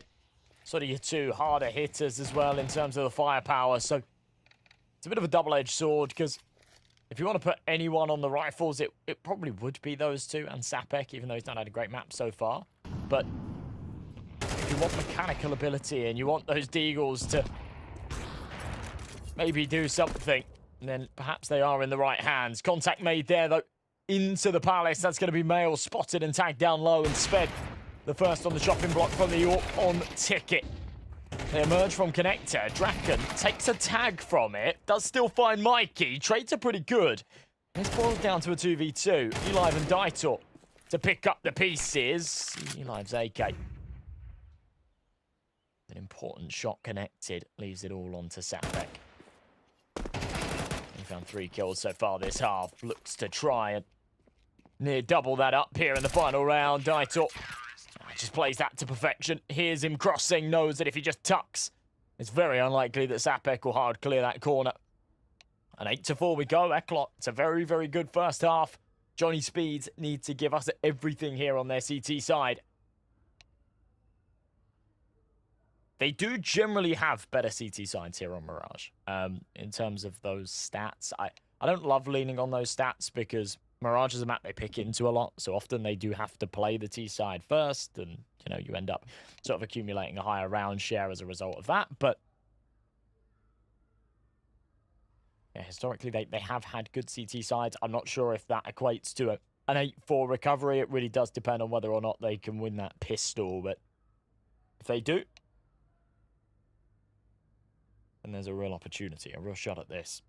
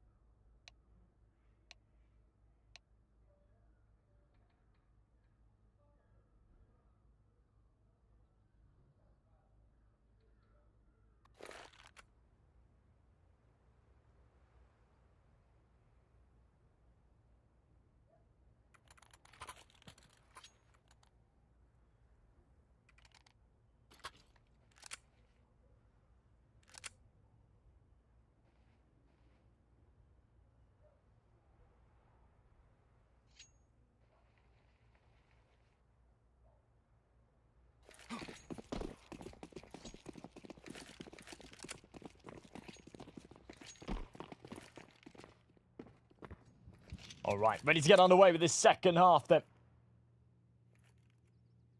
All to do right now.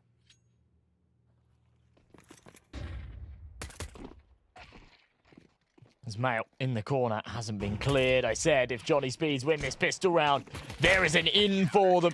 And not only are they going to win this pistol round, they're going to do it with brute force. Stomping down a comfortable pickup. And now really back in the picture. 8-4 can flip on its head in mere minutes.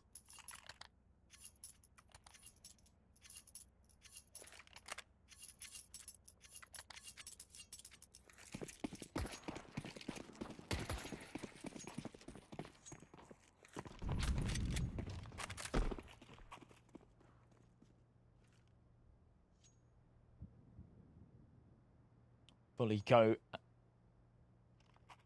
on ECLOT.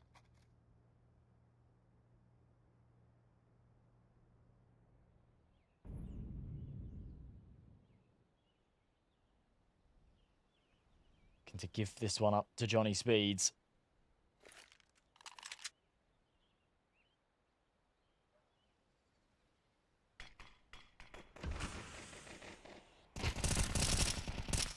Allow what'll be only a 2-round lead at that point. Trying to get the plant as well. No chance. Sved is there as the insurance policy, just to make sure that doesn't happen. So 8-6. Nobody dies there for Johnny Speeds, so all the money to work with.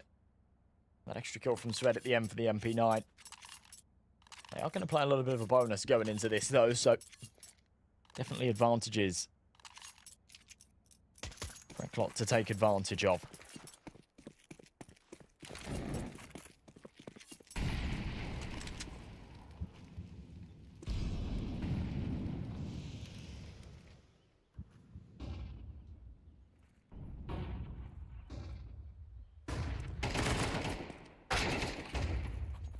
Oh, forcing. Big headshot. It's a good start. That's one of the MP9s out of commission. That's one of the rifles now.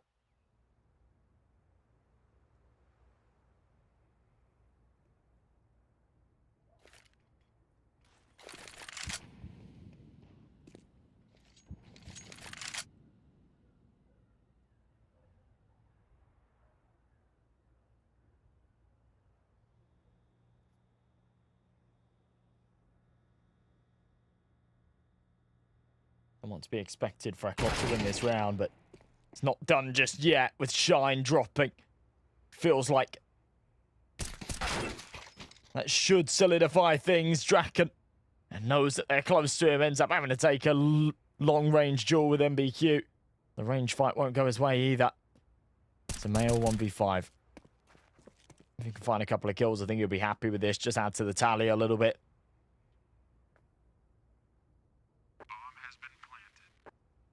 Surviving with the A1S wouldn't be a bad outcome either.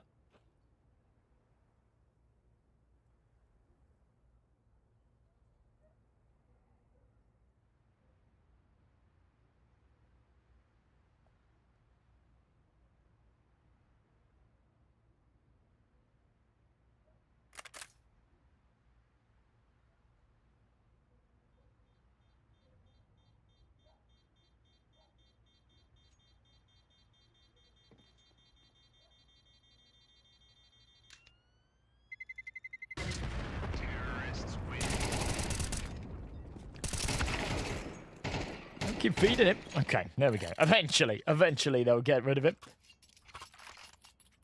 Is he 9 years old? He's not 9 years old. He's 15. We established this. We established this in map 1. He's 15. Had his professional sort of debut at 11.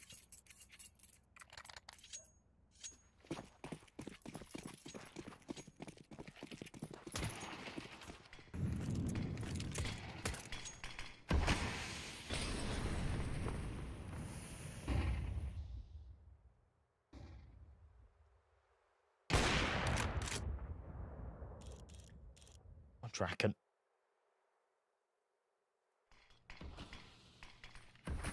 Wanting to turn this right back their way.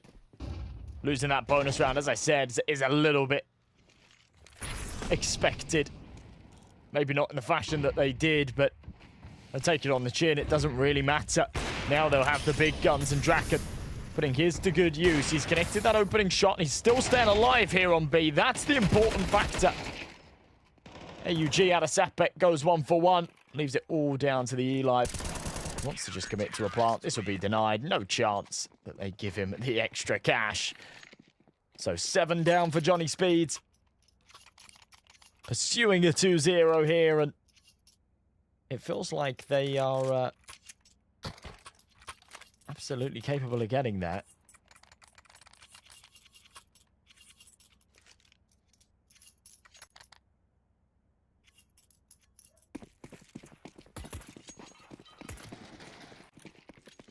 Swap drops back over to Draken.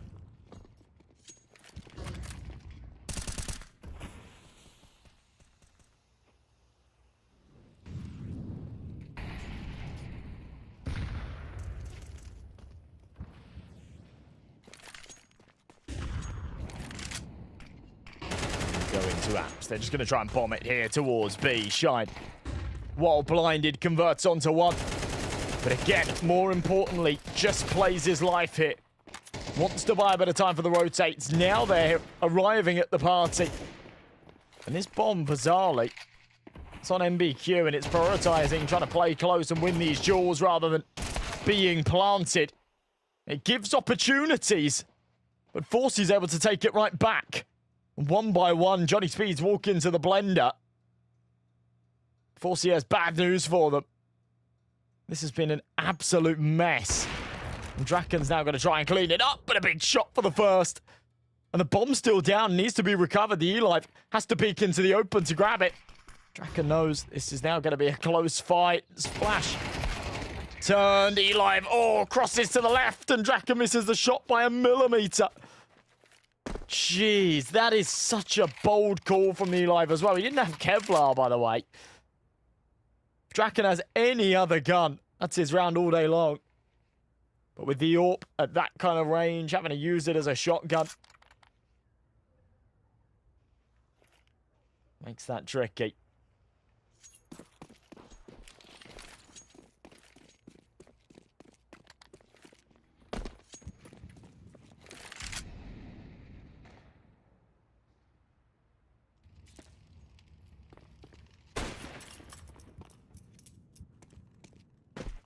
Scout shot from Draken. Not connecting. ECLOT are given an in at a time that they shouldn't be allowed to.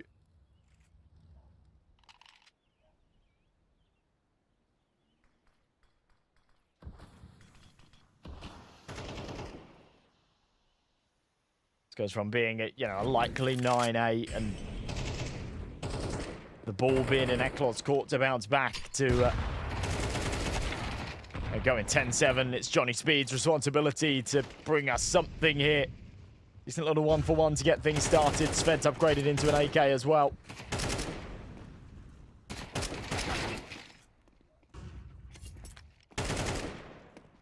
Sapek is killed. Sved follows up. Oh no, not like this, ECLOT. This is not a round you can afford to lose. And Johnny Speeds return the favour. They're not going to be delighted still with losing the round prior. They'll feel that they've allowed ECLOT just a little too close to the finish line. They don't give themselves much of a margin for error. However,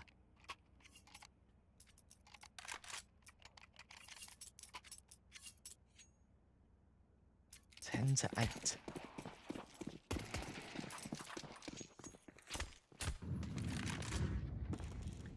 And ECLOT economically broken. The finances all over the place. They'll keep around 2k in the bank to go for a buy in the next. MBQ onto 1500. That should still suffice. He'll be lacking in certain areas. Maybe not too much util for him to work with. It's been a roller coaster of a series so far, though.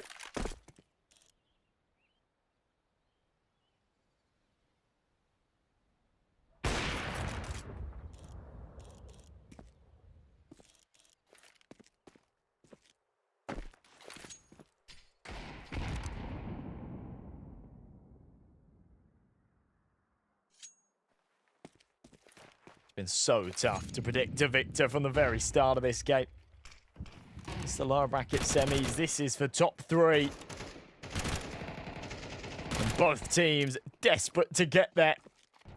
And it's led to this scrappy back and forth. We saw overtime in map 1. We might just see it again here. Unless Johnny Speeds can keep things flawless. He'll pick up a nice round. 3 players staying alive, not too phased by the ECLOT force up. Wasn't too much invested into it, but still, you know, that Galil, some upgraded pistols, a little bit of Kevlar. Don't think there was any helmets. ECLOT are going to call a tactical pause. It's a good time for it.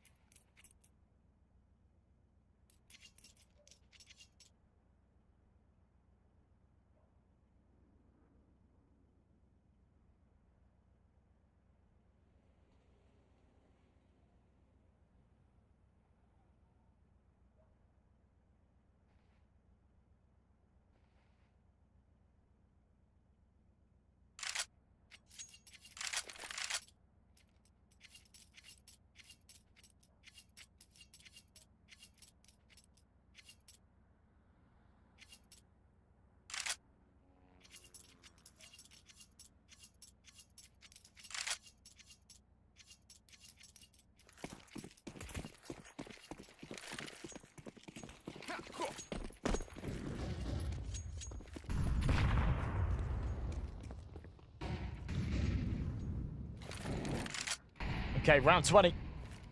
Worth its weight in gold here for both teams, but especially ECLOT. Even though the money's not great for either side. So, yeah, a bit of a knife's edge. Still does feel like the pressure is absolutely on for ECLOT to convert. Maintain this lead. Draken says no to that.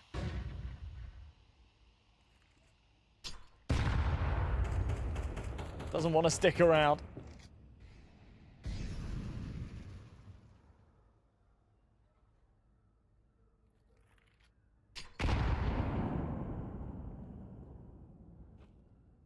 Takes the early advantage. Keeps ECLOT guessing here in middle.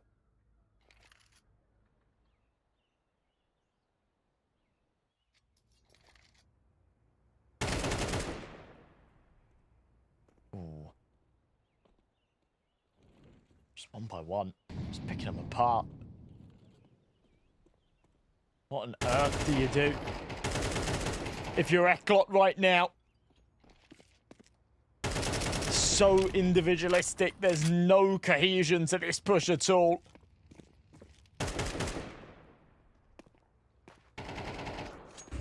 Aussie will give us one little flash in the pan in the 1v5.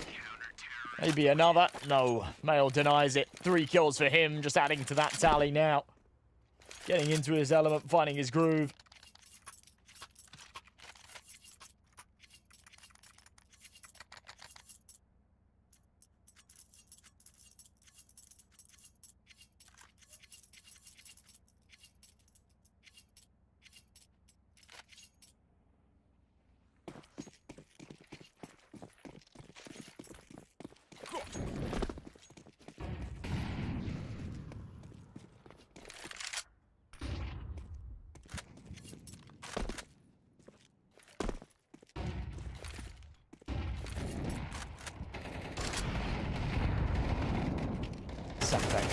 Nice headshot. Sven will follow up for 2 of his own. Yeah, just pistols. Nothing there for ECLOT.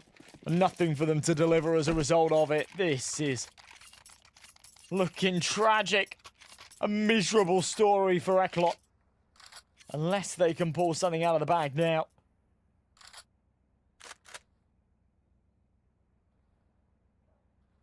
A must-win round as we move into the 22nd.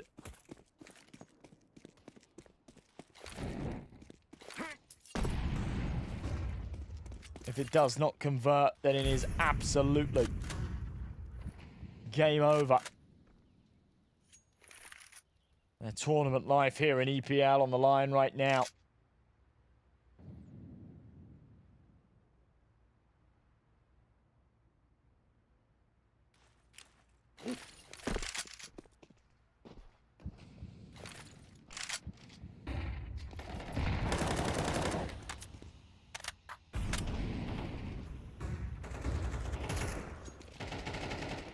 Sved here on the stairs. Eli starting to work his way out a ramp.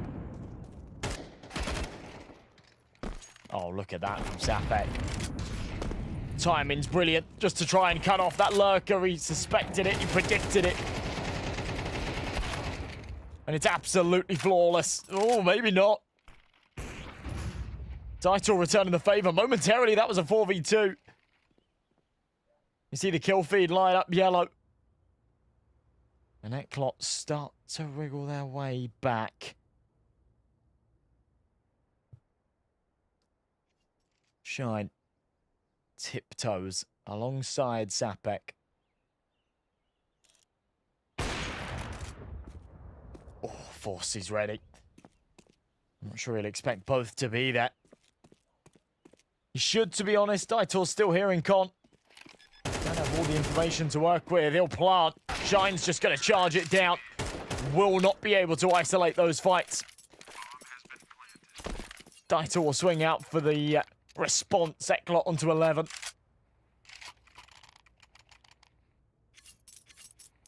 And it's a good round recovery. A very good round recovery, to be honest.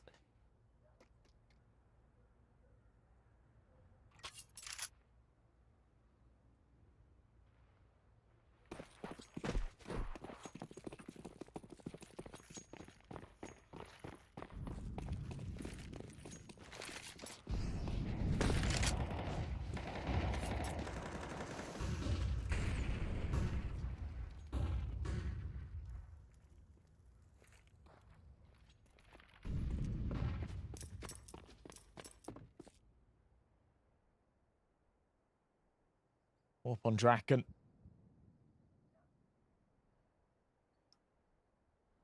Just sat here staring down the ramp. Knows that ECLOT are likely going to tee themselves up for another retake here. They had success in the last round. Why not run it back again?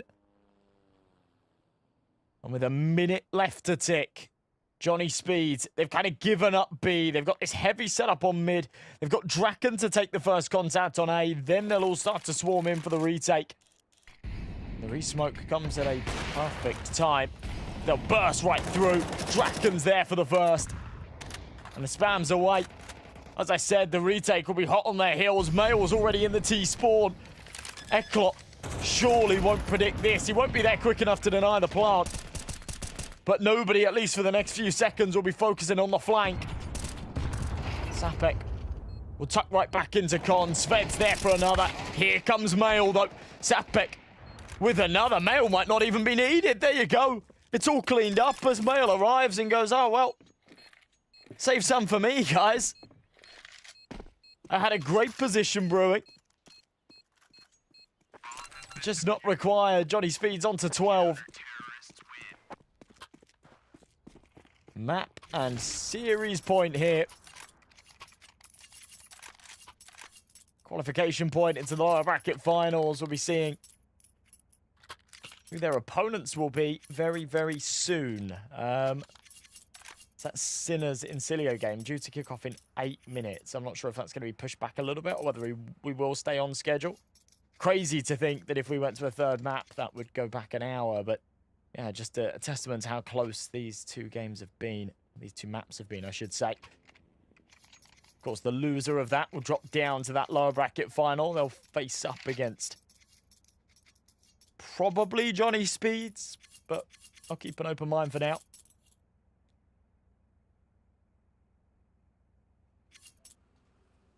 When I will advance on to the grand finals, which will be played tomorrow, I believe.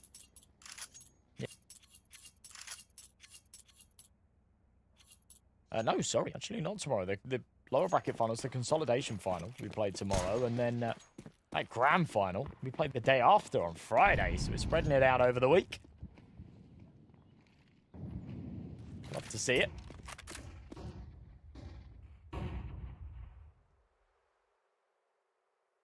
Draken's all posted up here in the apartments.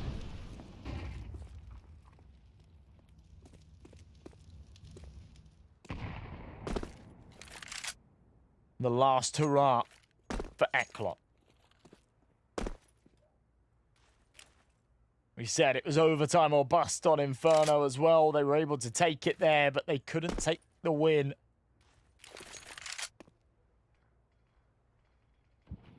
Same set of rules applies. This time they don't have the opportunity.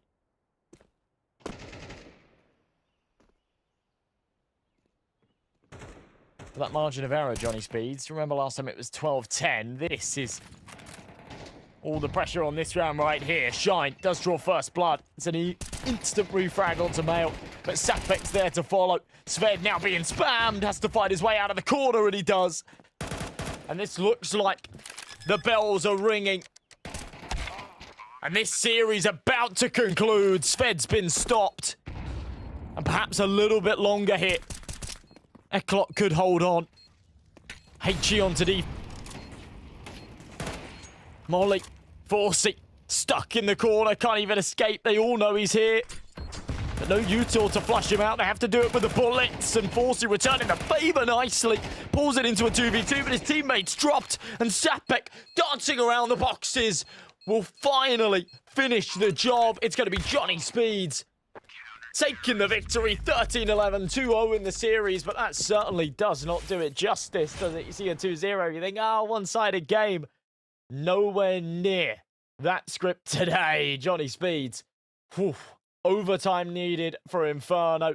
The full 24 required to close out Mirage, but they do so without breaking a sweat. Maybe a little sweat, but they're chilling. They're chilling. They're going to be then facing up against the loser of Sinners Insilio. That'll be our next game tomorrow in that consolidation final. Hey, you had to follow, tell me, very good cast, bro. Thank you so much for that. I really appreciate it. Thank you for the kind words, guys. That's going to wrap up our first series of the day then. We're going to go to a short break, about 10 minutes, something like that. And when we return, we will be good to go for our upper bracket finals. It'll be Sinners Insilio. It should be a really good game, folks. You definitely don't want to miss it. So, yeah, go do your thing. Go grab a snack or whatever. But come and join us back. As I say, around about 10 minutes, we'll be good to go with the action.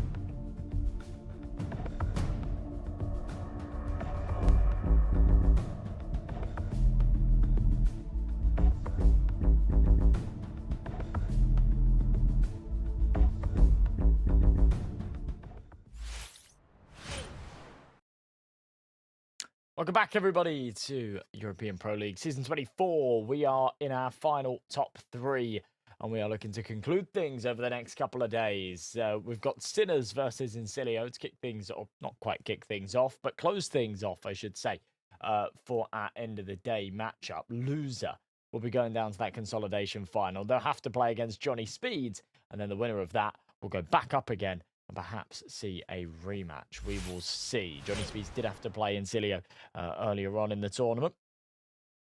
So, some rivalries brewing, I feel, here as we get deeper and deeper. Looking at the rosters, though, Insilio, of course, a side with a lot of tenure behind them. It's Kallian, Dvushka, Sugar, Fader, and Majiki. Majiki being that sort of newer addition that I think a lot of people are quite fond of. He's a formidable player. One definitely to look out for. Over on the other side of things, Sinners with Peppo, Morisco, Beastick, Shock, and Zedko. Peppo obviously had big boots to fill when he joined this roster. Had to fill the space of Oscar on that AWP. He had an amazing honeymoon period. He's slowed down a little bit since then, but still a fantastic player and a proven force to be reckoned with. As we breeze through the veto, you've got your maps coming up on the screen. It's nice to have a change of scenery. In fact, a complete change of scenery. No Inferno, no Mirage. We get Train, Ancient, and Nuke. An interesting turf here to settle the score between these two teams. Both are okay with Train. They both play it. They don't have the best of results there. For Ancient, it is Sinner's turf. For Nuke, if it comes down to it, it's a good little break-even point because both teams are good there. Knife round could have a little bit of a bearing. We will see. But if Sinners can take map 1, I'm confident in their ability to close this out in 2 bites. Beastick and Peppo getting the ball rolling. And the Glock's looking to just take this back. No, Morisco denies. Love that. Brilliant flashbang as well. Calling for the support there from Zedko. That is near flawless. Perfect stuff out of Sinners to get things started. It's their opponent's map pick. Yields a pistol round win here. Insilio, I didn't mention in the pre-game, are actually on a 6-series win streak and against some pretty good teams as well. Wins against 9, Nexus, Johnny Speeds. That was a 2-1. I said they met in the upper bracket semis. It did go the distance, trading their own map picks. Could be a matchup that we see again tomorrow morning. Beastick aggressive here with the MP9. I think he might have just caught a little glimpse of Sugar, so yeah, very ready for him.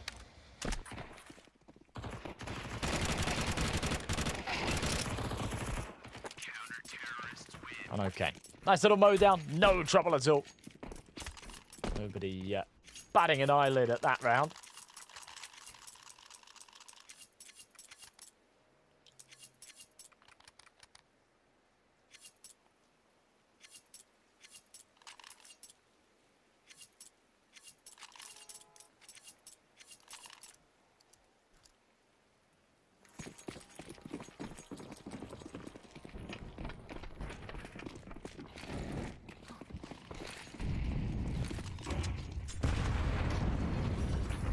Right into the belly of the beast. I love that nade stack.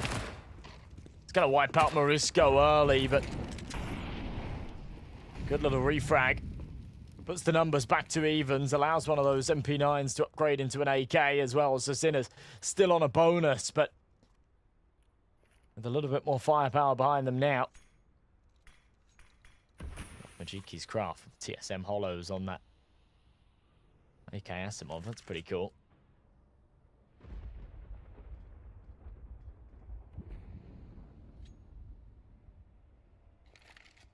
Realizes he's a little late to the party. Zedko swaps out to the FAMAS.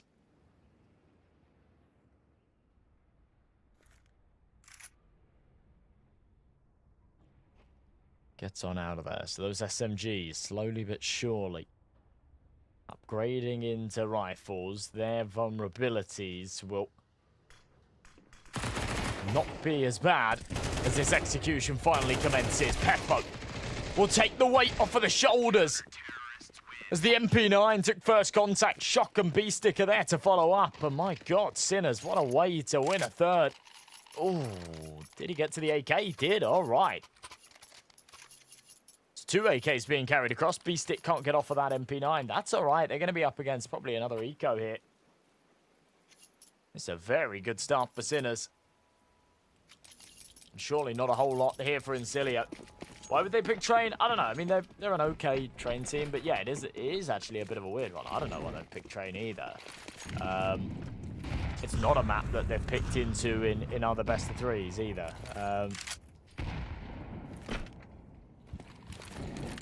Felt like they were maybe trying to cook something here. They've played it a couple of times recently. They played it in Exhort. They beat Ruby and Rush B quite convincingly, and Gen 1 as well. Of course, in EPL in the earlier stages of things this month. Div 2, Season 21.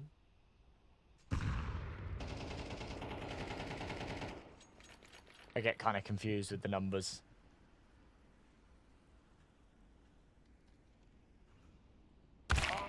Galleon. Oh. Told no by Peppo. He won't like that. With 50 seconds left and Peppo still connecting. They will just go one by one into this AWP. I think they'd rather feed the rifles than that SMG. It's a good trade back from Sugar, but probably all she wrote here for this round. There you go. And that MP9 will be able to upgrade onto the AWP as well. Oh, no, actually. Oh, B-Stick. Wake up, my friend. I had to swap the rifle for the AWP. There was just a M4 sat in the middle of the site. B-Stick didn't go for it. Doesn't seem to matter. They got tons of money, but Insilio now needs to come back with a strong buy.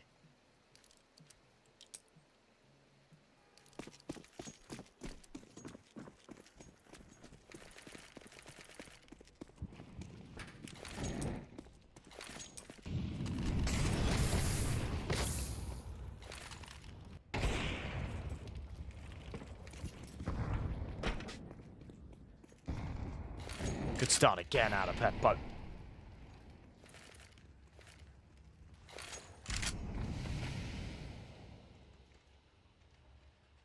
Seconds already expended on this clock.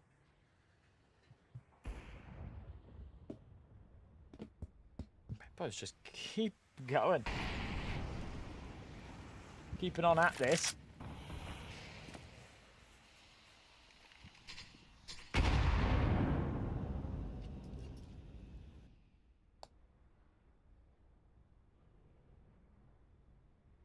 B-Stick still rocking that MP9, still yet to die. In fact, several of them are yet to die.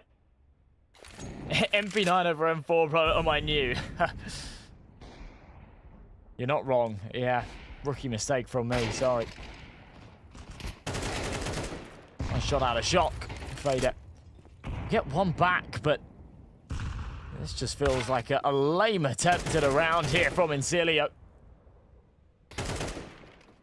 There's little individual moments. It's Callian that might be able to do some damage, but more than likely shouldn't materialize into a round win. You see that AI winner prediction so often skewed, but right here it does seem bang on the money. I wouldn't even give him 5% of this, not with where the bomb is. It's impossible. Sinners will make it 5. This has been perfect CS from them so far.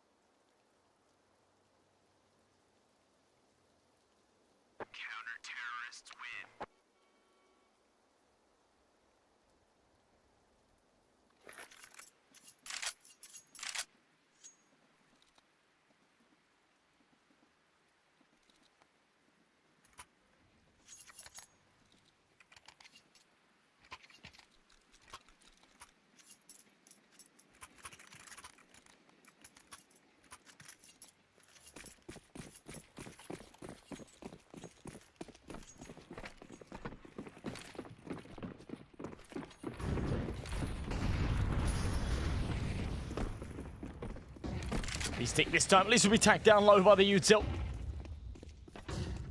B-Stick's beasting, bro. He's doing exactly that. Zedco, 1 for 1. Orping Con under a bit of pressure. Peppo, careful, my friend. Okay. Calls for the support. There you go. Shock to help out. Beastic and Peppo are super low here, so they do need to be really careful. Careful isn't part of Peppo's vocabulary. He'll just repeat with the AWP, hit the shot, doesn't care.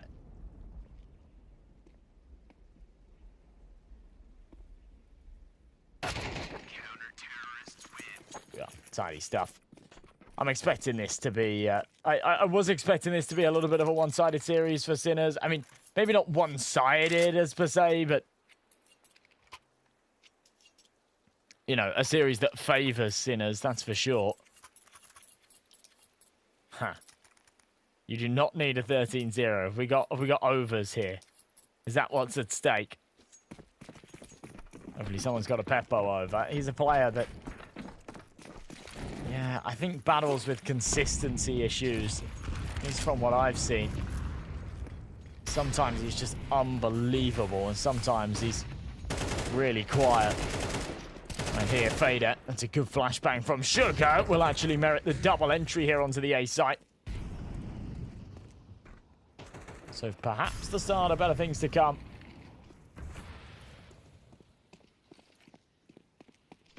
It's not too late in the half just yet, even though it does feel like they're fighting an uphill battle. Oh no, not like this, guys.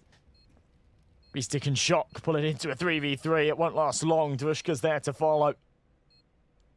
But still feels winnable. And with the money in hand for Shock and Peppo, I'd expect them to go for this, but still pretty slow. And Peppo falls now. Now they'll go and save. Shock wants to try and save this AWP. Knows that they're close as soon as he makes that sound cue. They are going to hear him and charge him down, so... Better shot in the side of the head here. Ooh, timing. Here's the push now from Kellyan, who's being loud about it. Jiggles wants to bait out this shot. Shock won't give it to him until he swings wide. Oh, they're coming from both angles. That is impossible for him. It's a bit of a shame. Doesn't matter. They've got tons of money to rebuy and even buy another sniper. Reasonable damage being dealt by Sinners at the end there, though. Making that as expensive as they can.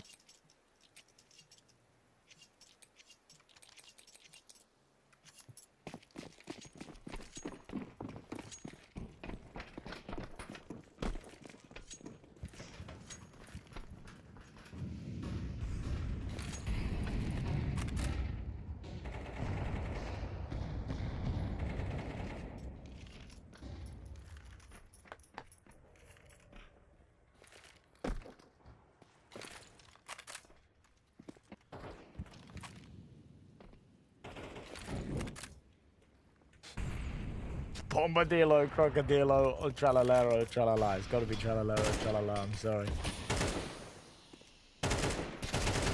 He's the GOAT. Oh, Morisco. Love that. Follows up with both. Right back to winning ways. A Sinners. A mild hiccup. The machine needed a restart, but now it's back on, firing on all cylinders. And Insilio just looking a little bit lost here. This is their map picker train as well.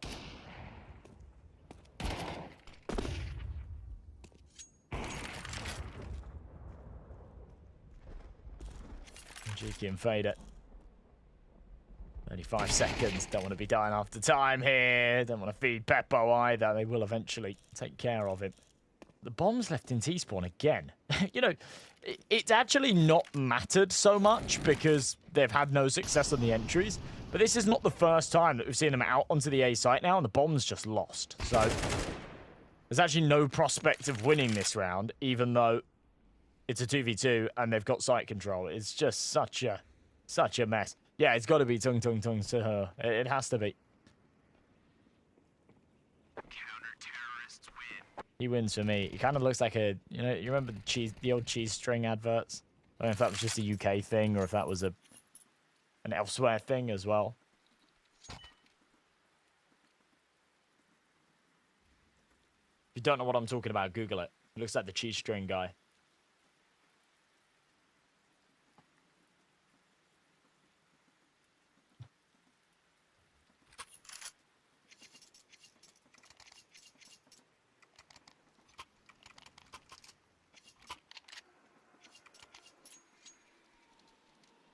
And also the new Pokemon. I can't remember what he's called. Hold on, let me Google it. It says Pokemon 1000. Goldengo. He looks like the cheese string guy as well.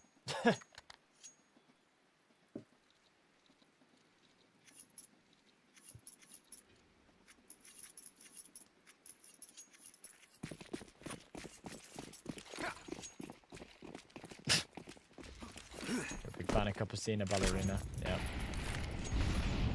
I like them all, man. I'm all for it.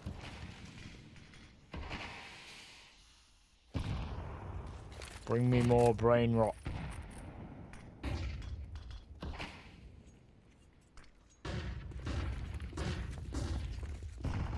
We're all cooked. We're all cooked, guys. How many rounds have they played? Well, this is round number 9. So they played 8 so far, and it's not gone very well. I mean, the maths is quite easy because it's 7-1, so... I shouldn't have told you. I should have let you work it out. Tough love. Gotta learn, guys.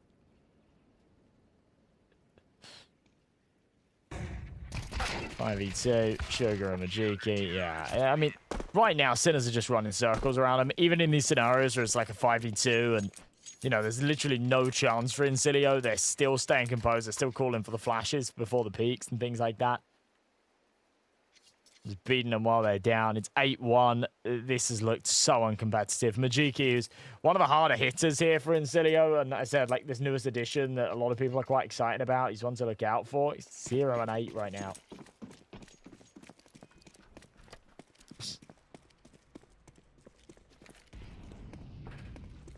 I'm with you, Carson. I'm actually not sure why they thought this map was a good idea either. They've got much stronger maps in this pool. I think maybe it was like a little bit of a punish pick. I mean, you never really know with teams like this what's going on behind the scenes. Maybe over the last couple of days they have been prepping and pracking for train, and maybe they've been watching some Sinners train demos and thought that they had this one clued up, but it's been far from the case so far. Double entry onto B this time, a site that's gone relatively untouched in this map so far. Last time we saw a 5v3, Sinners almost pulled it back, but...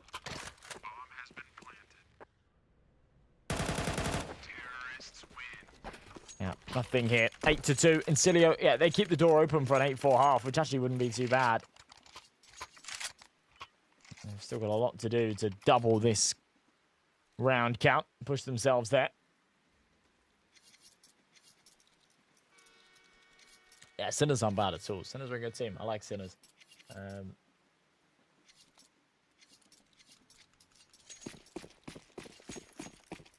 Sinners are a team that have always been part of, like, my sort of arc as a commentator as well, in terms of one of my first ever LAN events I did was right at the start of 2020.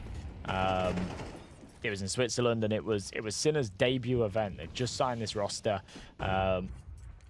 The roster's gone relatively unchanged since then. It's still that core of Zedco, Shock, and V-Stick. At that time, they had Canny and... yeah, I'm racking my brain. It was before Oscar, so it was... I can't remember. Can't remember. It will come back to me. But yeah, that was their debut event. They ended up winning that event. This core stayed together for the last 5 years, and... yeah, I was there. Got the opportunity to speak to a couple of the players and followed this project for half a decade. They've had their ups, they've had their downs, they've never quite made it where they want to be. They've never quite pushed into like that top 20 mark, but they've made a lot of waves. Sugar tagged down to 5 points of health, dealt with by B-Stick. Eventually, Majiki's AWP shot misses, and that leaves the door open for Shock to kick it down. Oh my. If he hits that AWP shot, it's round over, misses it, and Shock sees that as an opportunity to swing and spray down both.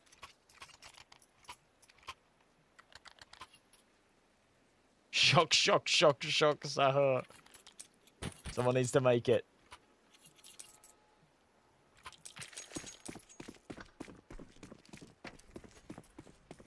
Majiki has managed to find a couple of kills since then, though, so, you know, we're getting somewhere.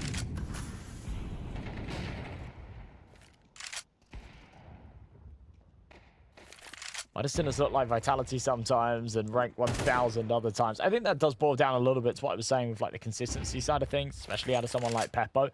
Peppo came into this game going like 12-1, right? He's just absolutely nuts. I mean, even still now, he's 15-7. He's really pulling the strings here. If he has a quiet start, then I think this is a much closer scoreline.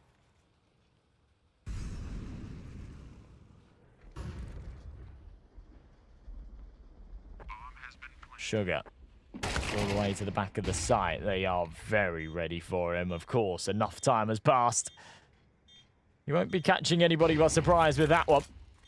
Flashbang's good. Majiki off the angle. Smoke will go down. He's going to try and play around it. But a 4v4. 3 players with the kits. A whole lot of util to work with as well. They're going to keep popping it as they walk forward. Majiki with another. Will be traded. 3v3 now. Dvushka on the back of oil. Goes unchecked.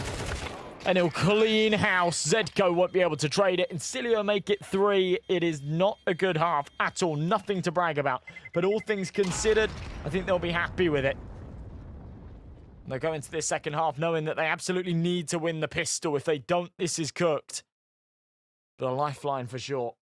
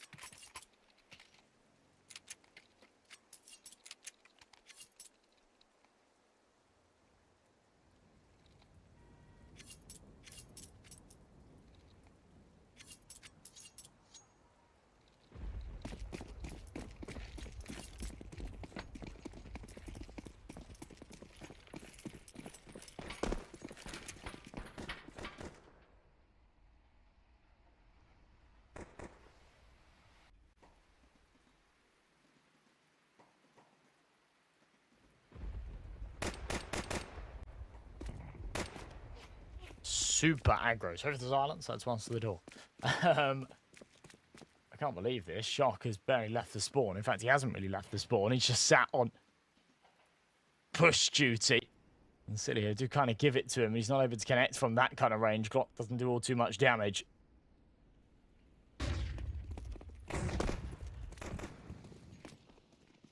Zedko starts to press up. Glocks at close range. Can be really powerful. But right here, yeah, they're not able to close that gap. Insilio keep them at arm's length. Make it a 4th. Very, very good work from them. For Sinners, there's really no justification for a buy here. That pistol round yielded nothing. They'll just drop down to the Glocks.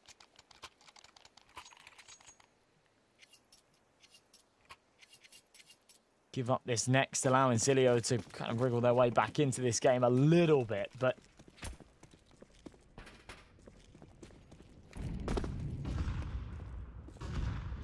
still quite far away from where they need to be, especially for their own map pick. They have not left themselves very much legroom at all.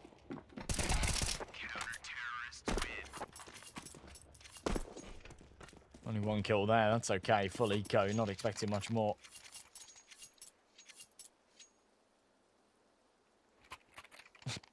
Cadian replaced by Bomberito Bandito. Check HLTV.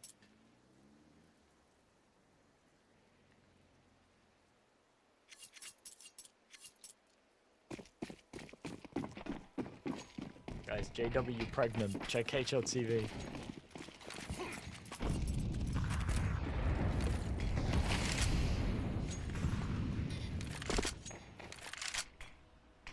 Morisco. Forced right back. Zedko's going to start to work his way up as Callian around this corner punishes the molly, isolates them, forces him forward and his teammates back. Peppo's there for the trade. Overdoing it a little bit. Kelly in there with the swing.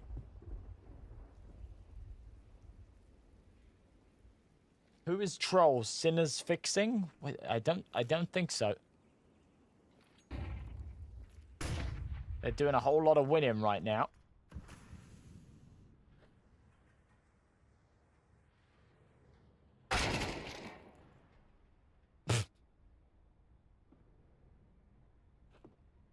Some of you. All right. Oh, okay.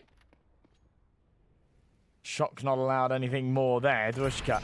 Timing super important for him. I think he did just see the arm. He'll certainly hear them now on the site, but he's been seeing himself. And Peppo. Nice and snappy. Very quick. Deals with that. No trouble.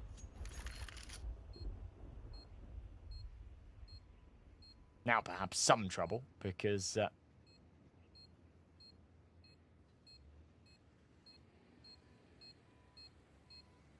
this retake doesn't seem all too plausible. Insilio don't even want to go for it. They've got a kit, they've got a smoke. They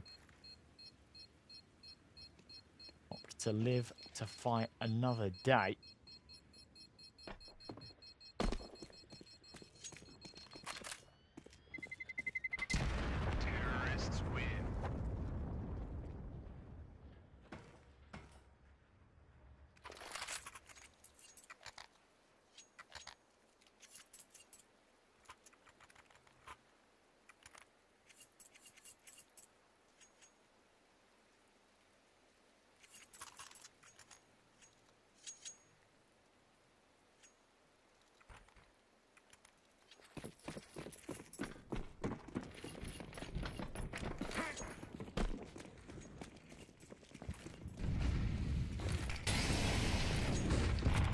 So MP9 on Callian.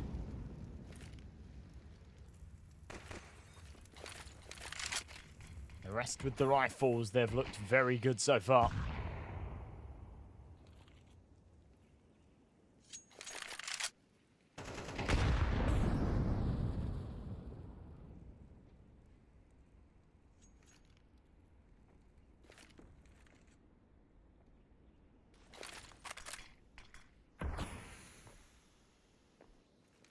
At least on this CT half. Everything outside of that has been questionable.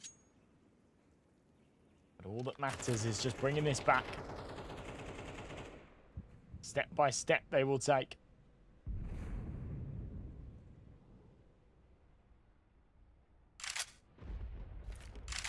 Cross their fingers that they can bring it back all the way.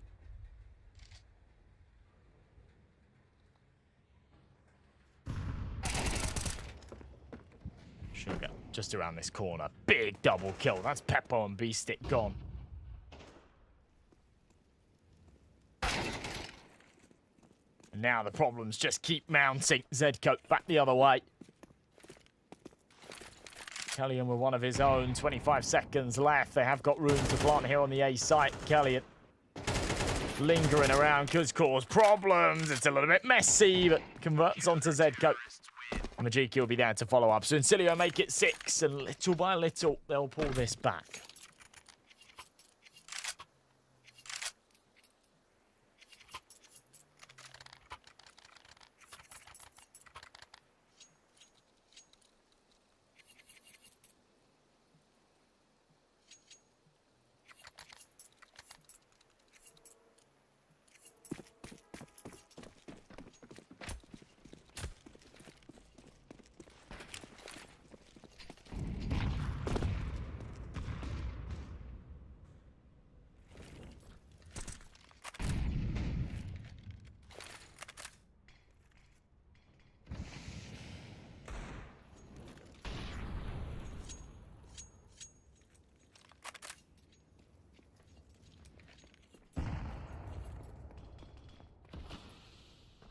Finally, Sinners economically broken.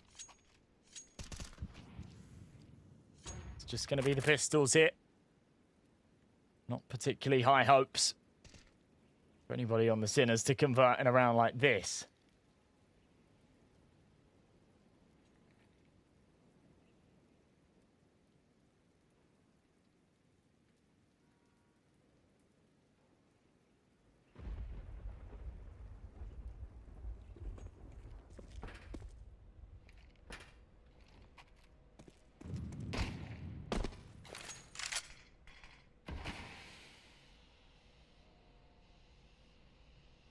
we'll take a slow approach to it. Use it as perhaps a little bit of an opportunity to talk things over.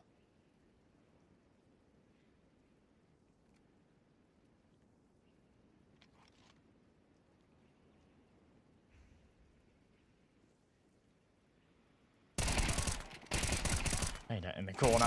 Oh, that's beautiful. Lines up 4. Could be on for the ace here as well. Oh, he is. That is tidy. That'll be one for the HLTV stat pad. It is just against an eco, so no over celebrations, but it's good work being done. Consistent. Exactly what you need out of him.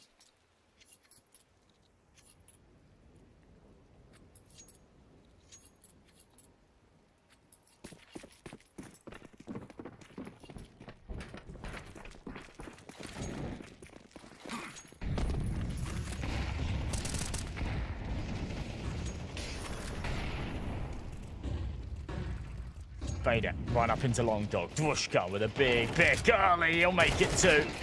Zedko can eventually trade, but stuck in the trenches. Battling his way out. Does only end up with the single, the 1. Peppo's there for the trade. Him and Shock lagging behind. It's another one out of him. Actually pulls it down to a 2v2. Fairly even one at that. Both on pretty much full health. Shot 2 points shy of it. Won't matter. The timing. Oh, that's clean. How the hell do they recover this sinking ship? Insilio definitely looked better here in this second half, but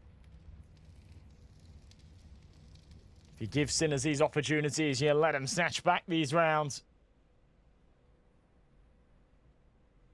I'll take those opportunities. Punish it.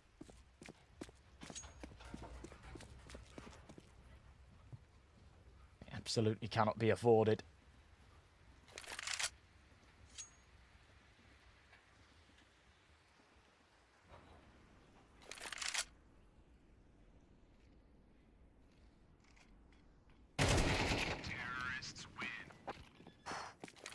Nice work. Peppo will finish it off. And just like that, we go 11-7. Sinners now 2 away from the finish line. 1 more round would secure them. Double.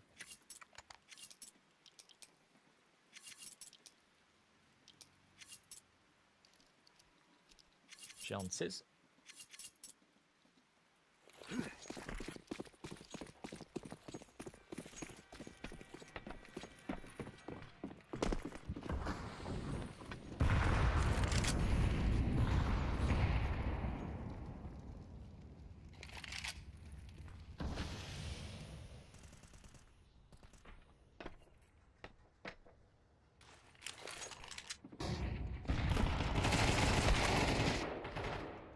Oh, Shock. We'll double it down on the spray. That's going to be Sinners. Zooming ahead again. Oh, it's a nice shot back at Majiki. Desperate to hold on here in Insilio. This is their map pick. They know that things aren't going to be easy on Ancient. It is a map that they themselves are okay with.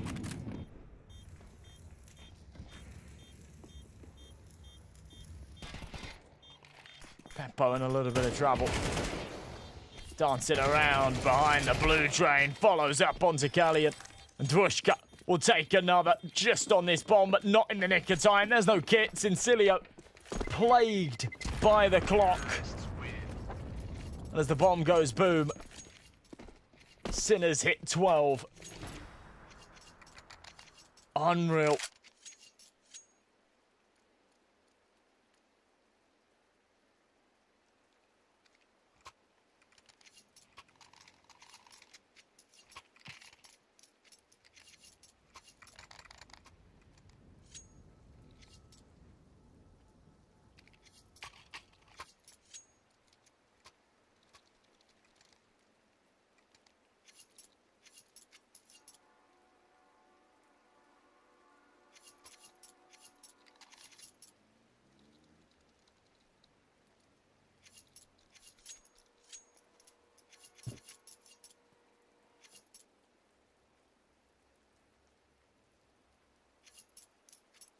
5 chances to close this one out, then finish off what they started.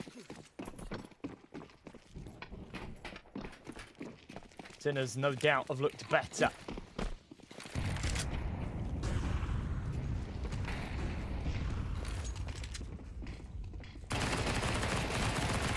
Sugar spamming away. Oh, looking to try and prolong things here, and he might just be able to.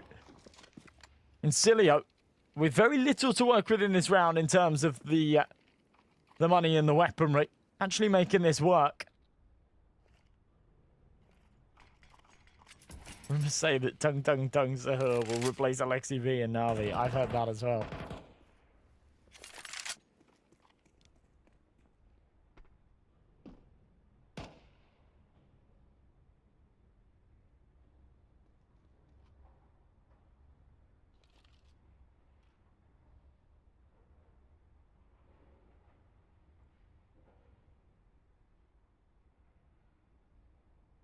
Peppo wants to try and do any kind of damage he can here. I'm not sure he's going to expect fade out on this angle.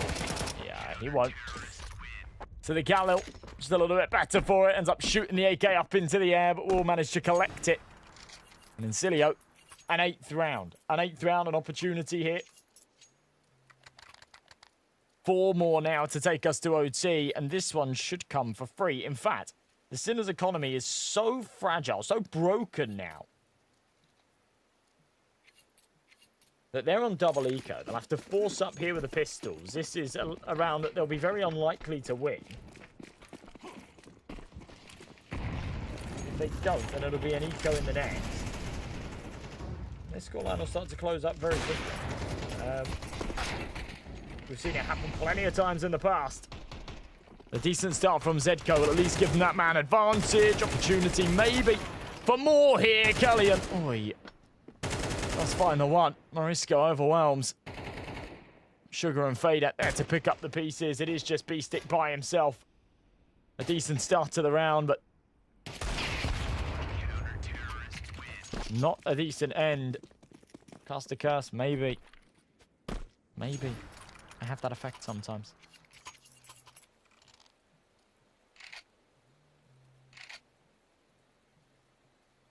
Who do you guys want me to curse?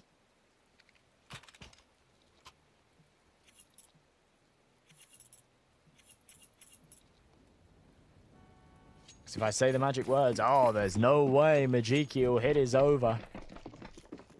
You know what'll happen. Curse Insilio. Alright. I still don't think there's any chance for them, guys. I still don't think there's any chance. There is a little bit, but when Sinners get that next buy round out, I think they've shown that they absolutely have what it takes to just close this without complication. Bombadillo, Crocodillo, Tralalero, Tralala will cast the major final. I hope so. I hope so. That'd make me really happy. Won't be me, that's for sure. And if it's not me, then yeah, why not? Why not Bombadillo?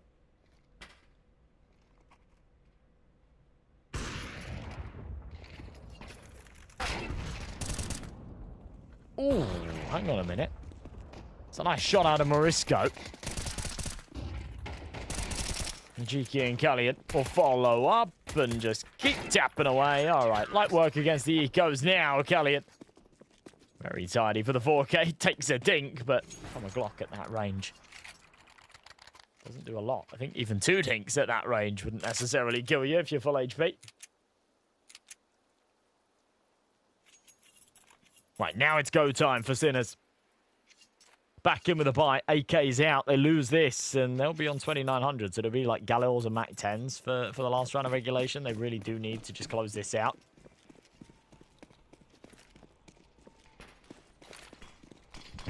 Team 10's what they're looking for. After the start that we saw from them, the 8-1 lead, you'd expect this map to go their way without the need for overtime, and that is exactly what they are delivering right here. Sinners, I said, as soon as they start pressing, as soon as they get those guns back out, and they just find themselves with their backs against the wall saying, you know, we need to just run out and hit our shots here, they'll do exactly that. And that's what we see. That is kind of train in a nutshell. And well, for Sinners, a very, very good start to the series. That is, of course, the Insilio map pick as well. So, rocky road ahead for them. We're going to go to a short break, folks. When we return, we'll be back with the second map of this series. I believe it's Ancient, but I'm going to go double check because I can't remember. Yeah, it is. It's Ancient, Sinners map pick. Nukes that third if it comes down to it. I'm not sure it will. But for you Insilio fans, keep your fingers crossed. Go grab yourself a drink and a snack. Be back here in 10 minutes. We'll be waiting with the action.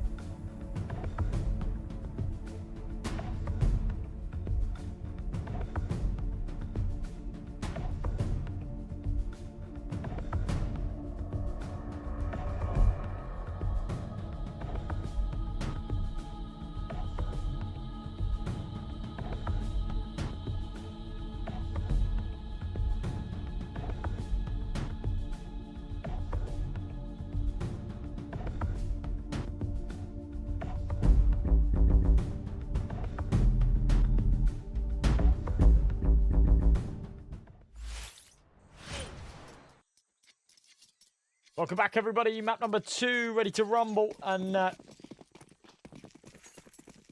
we're going to be kicking things off on Ancient. Sinners took the Insilio map picker train. We were all sort of saying it's a little bit of an interesting decision that they made to go for that map pick. They may just be punished here for doing so. Oh, nice shot from Shock. Now they find themselves on Sinner's turf. If they're not able to convert, then they will be kicked down.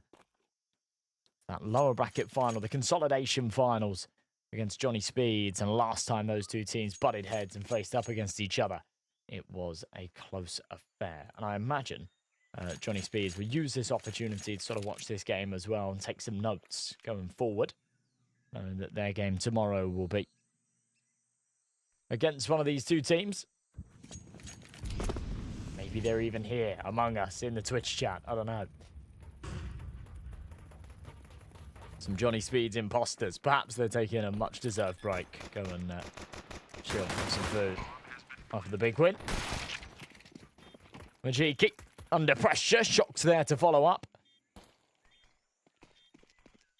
Let's fade out right now. Yeah, doesn't have a say in the matter either. Sinners have just executed this pistol round perfectly.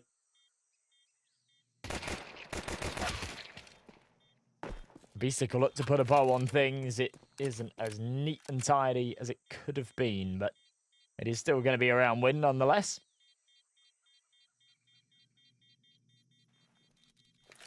A very good start here to Ancient. Proof in the pudding that Sinners are good at this map. It's going to be an uphill battle for Insilio to call this their way. Galleon, oh, okay, does take one more at the end. Just saving the Kevlar. Untouched Kevlar, so we can just invest $350 into a helmet, maybe buy an MP9 around it. That's if they want to go for the Force Buy. If not, then it shouldn't have too much of an impact. We'll just upgrade into a 5.7. It looks like they are just going to go for the eco here. I quite like this. It's the right call, I feel.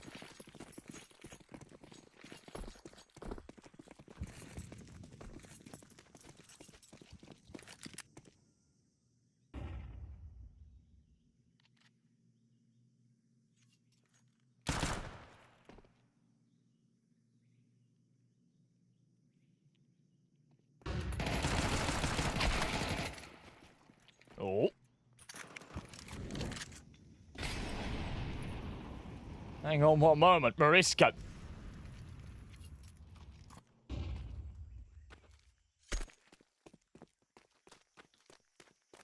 Just want a big fight.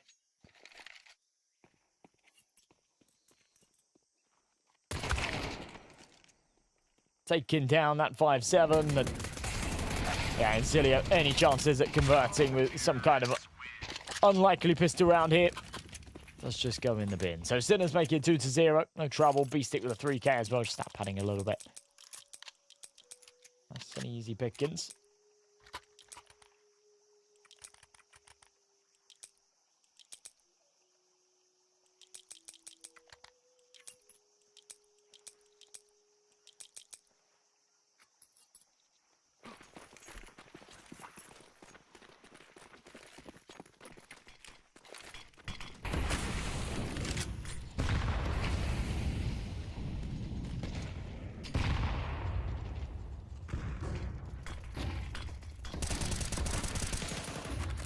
Sugar, M4 in hand, looking to try and change things up here.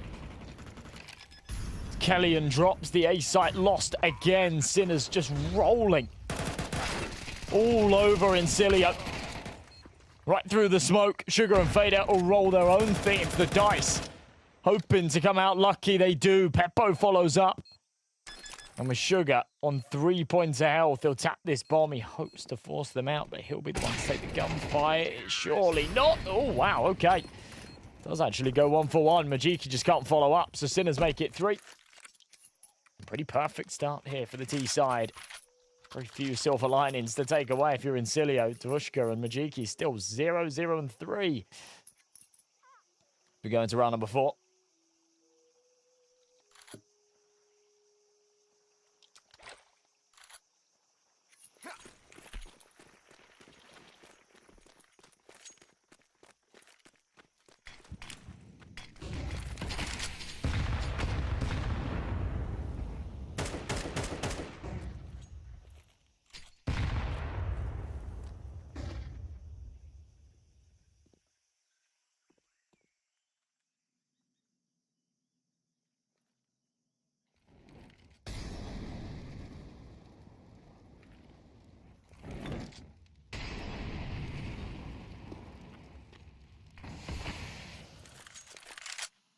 those pistols again. Then a whole lot to do here. Does not get any easier.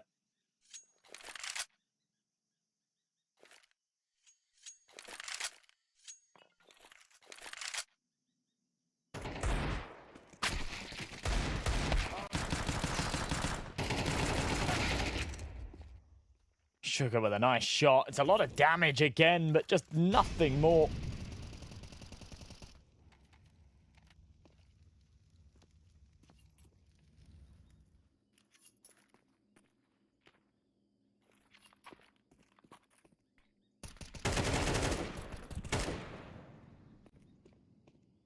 B-stick with a headshot. That'll be the B-bomb site open for business, and to be honest, closed for anyone late. Fade rocks up at the party, denied at the door.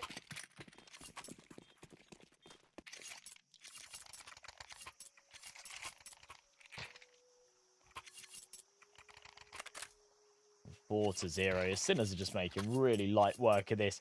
To be honest, this is reminiscent of what we saw in the first half of Train as well. Just really commanding stuff. They went 8-1 up. Then things got a little bit complicated, came closer. A lot, to be honest, down to the economy more than anything else, but still. Interesting stuff.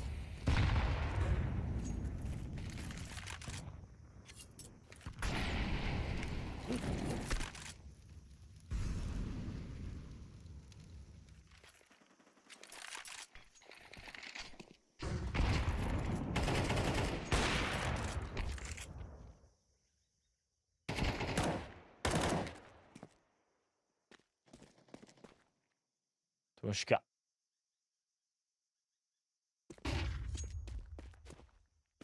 Aggressive. They've already lost the man advantage again.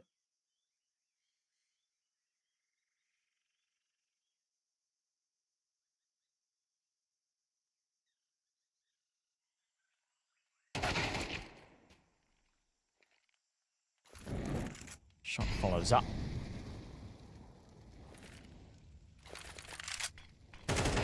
So slow. It's so slow, meticulous, and it's pretty perfect from Sinners. Like, don't get me wrong, but if you're Insilio, it's just sort of one by one. Having such a hard time.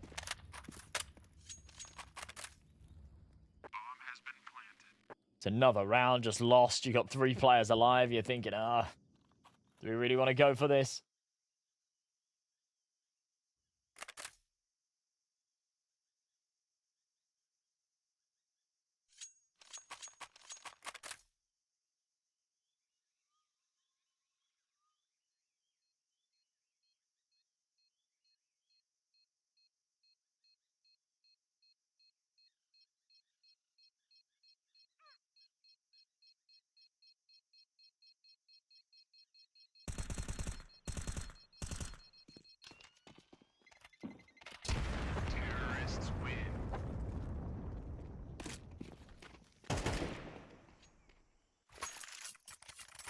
A game that's 5-0. It's been remarkably uneventful, hasn't it? It's like just 1 or 2 early kills, and then that's kind of it. This game can send you to sleep.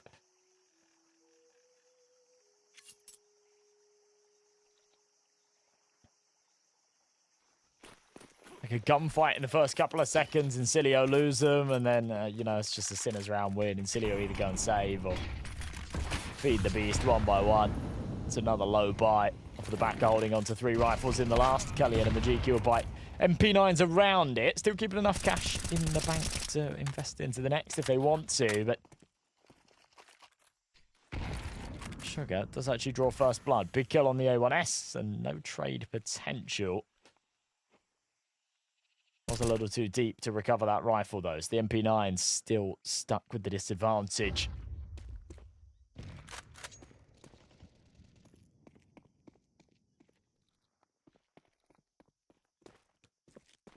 Sugar will at least follow up with another.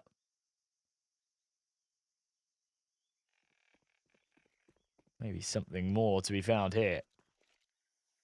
I like this M4 skin as well. This is like one of the newer ones. It's Got that little transparent bit at the top. You can see like the inner mechanics.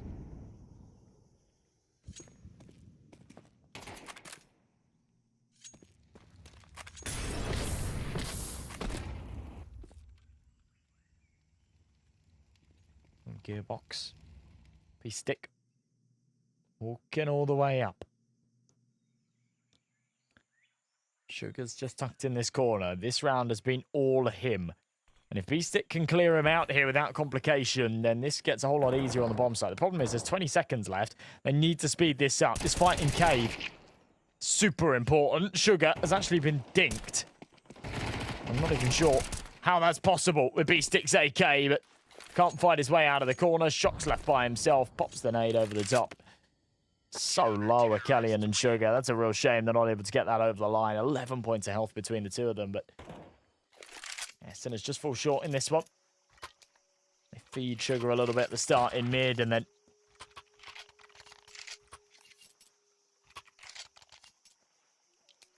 he just makes himself a problem there in the back of the bomb site. Cutting off that flank from Red Room.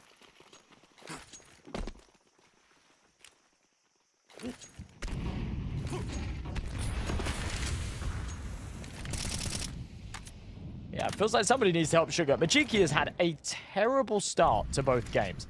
Now, he actually didn't have a bad ending to Train, and interestingly, like, the amount of kills that he managed to find towards the tail end of Train was pretty significant and almost sort of pulled it back for them, but yeah, he had an awful start to Train. I think he was like 0 and 8, and now he's 0 and 7. I don't think that will continue throughout the entirety of this map, but it's certainly cause for concern. Vader will hear that last man rotating over. I think he thinks that that's maybe the bomb with how long it's gone without going down, but it's not. It will be planted that little bit sooner. And the retake ensues. It's on its way. You could trade Shock. Quite a little bit in the open, but Zedko's there to bite it back. That felt bold and somewhat unnecessary. Just trying to cross into main to double up. Pants down instead. Morisco's just spotted one cross. Thinks that the last is on the bomb. Yeah, it's well played from Sugar.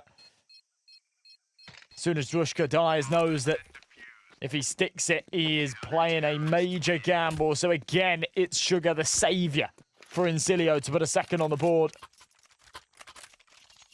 There'll be enough money for Sinners for one more round here. So we'll see one more buy.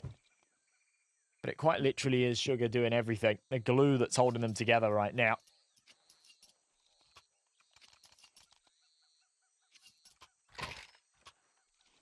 Sometimes that glue doesn't need to hold forever, though. It just needs to hold for long enough. And that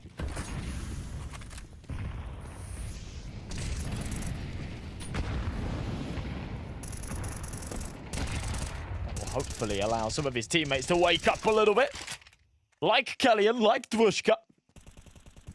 Aggressive shots connecting. It's the HG to finish off both, though. B-Stick and Peppo. Feel a little bit sore after that one. Kellyan very aware there's another in this smoke as well. Morisco should be next to fall. Ooh, very quick. Hang on a minute.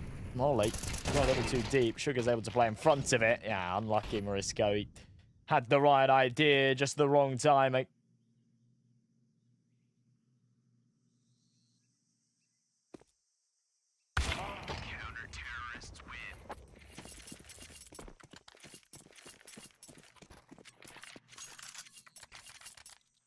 Wow.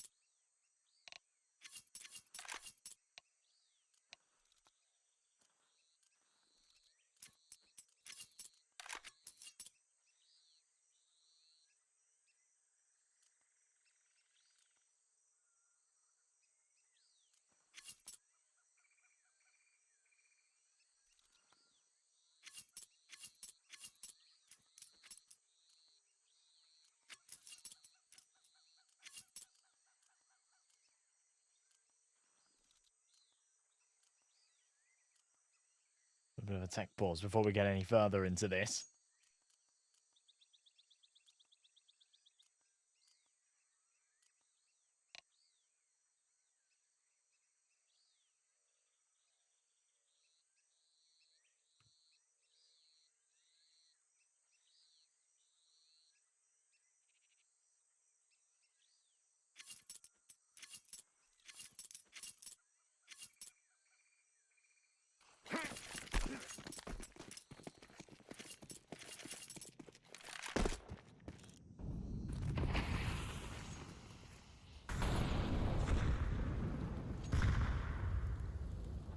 All right, just the eco then.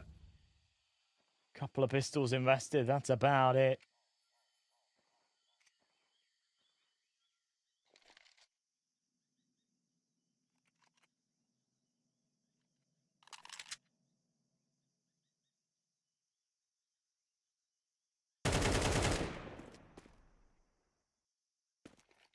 Tushka needs a bit of contact. AK sees the heads poking over. Hang on a minute. Peppo's just found an entry with a Tech 9. I don't think this leads to a round win, but perhaps a bomb plant. They'd be very happy with that outcome.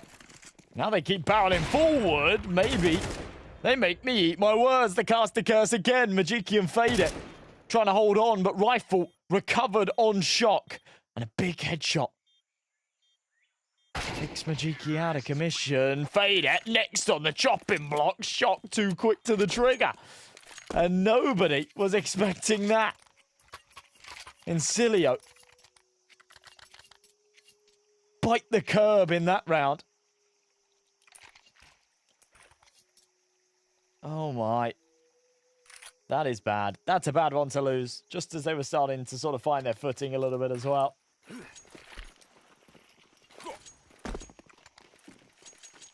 Win a few rounds on their defense.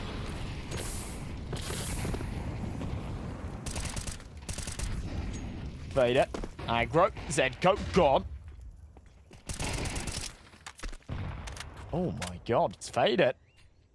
Okay.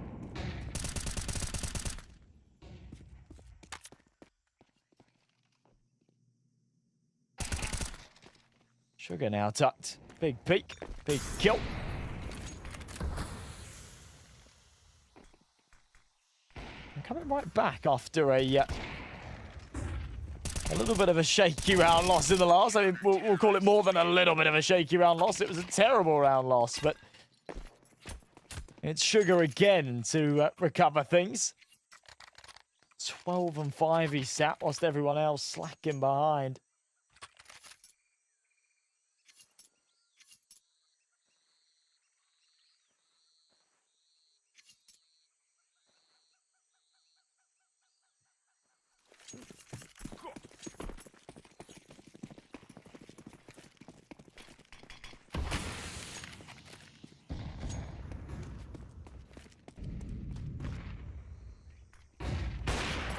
G-kick. Oh, big shot with that all. Once more here as well. Wouldn't be able to connect it. Shot.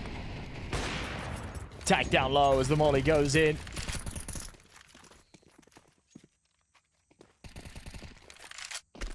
So force back a little bit here.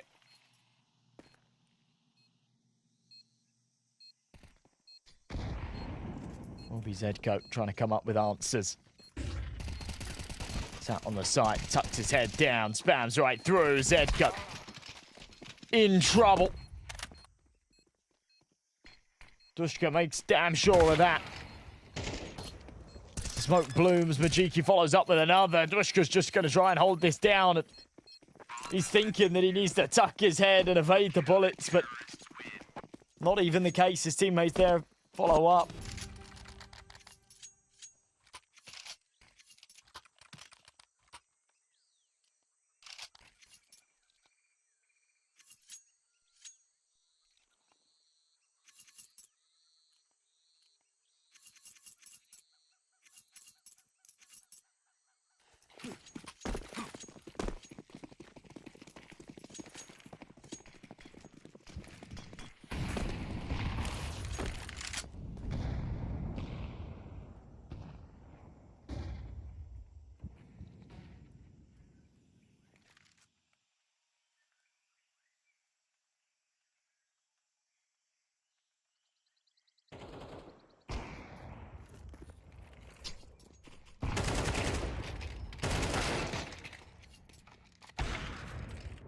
Majiki fade it.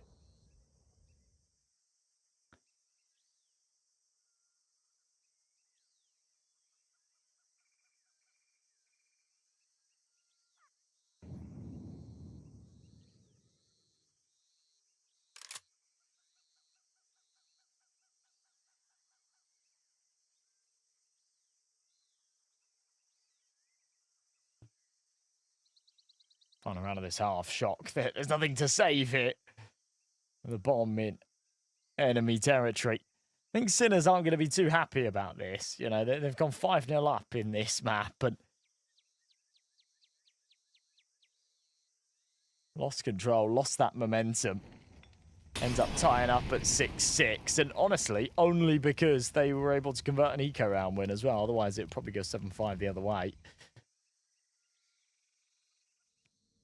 So Insilio back in the picture. I think the one thing for Sinners here is they'll be happy to be able to stop the count a little bit for now. That CT economy was getting out of hand, so a bit of a reset, a chance for them to then have another pistol round. They've been really good on their pistol round so far in this series as well. Their T-side pistol round was brilliant.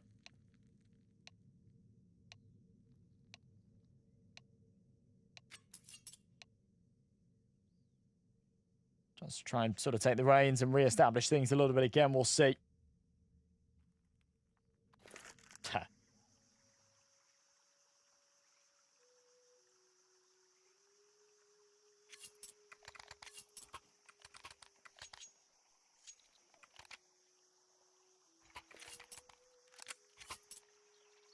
I'm not sure which way this is going to lean now. I was pretty confident when Sinners got off to a really good start here. I was pretty confident that they would just 2-0 this. I had my suspicions that that was going to be the case at the start, but I don't know now. They've looked like a bit of a shell of themselves in these last sort of 5 or 6 rounds.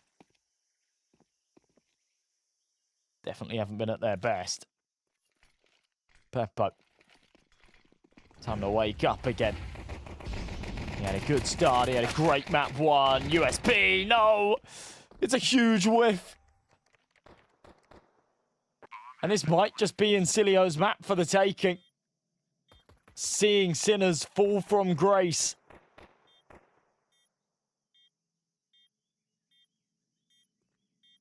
This is brutal.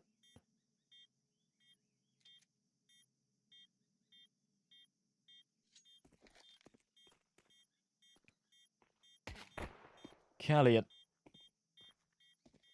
Now being spotted. I mean, there's not a whole lot to save, but maybe Shock wants to just keep hold of that Kevlar. Oh. You gotta be careful. If that's your plan, you're trying to hold on to the Kevlar, then at least make sure you do so. Giving up any chance at winning the round. And there we go. He will escape. He'll have the chance to spend $350 and buy himself a helmet if he wants to.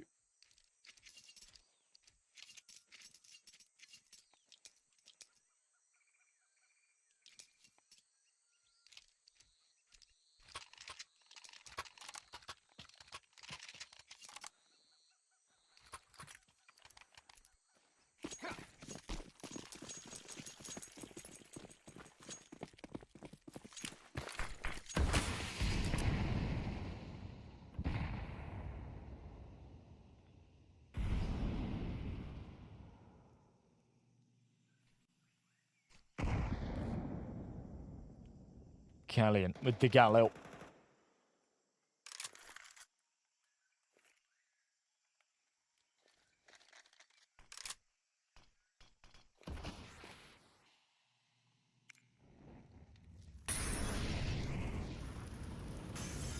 Let's go here in red room. Fire at his feet.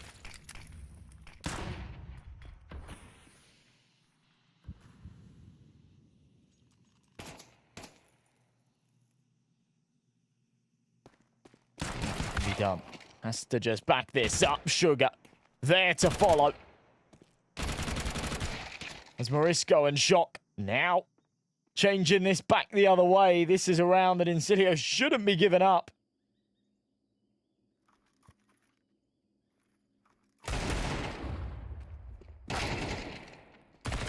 Oh, God.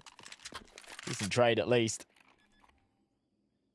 Fader taps the bomb. Won't commit to the plant. Prioritizing trying to win this round, isolating these fights over the extra cash that comes from it, but realizing that they're not going to give him the jolt. He has to now just tap in those digits, but a fuse on this round. Where does the second reside? He doesn't know. Good reaction, though. Oh, my. It's a bit of a whiff from B-Stick. Peppo's there to follow it up, at least. My goodness. Shock cashed. Huge. Mega. Well done. This don't miss. That is... I'm not even reading that. That should be bannable. That's criminal. I don't know if you can say this was E-code. They did have a force, didn't they? They had that for mass.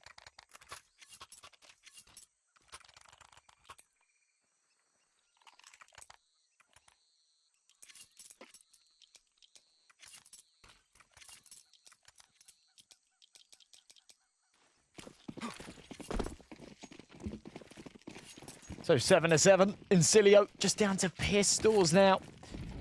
Fade out with that Galil Majiki with the MAC-10, looking to give Sinners a taste of their own medicine.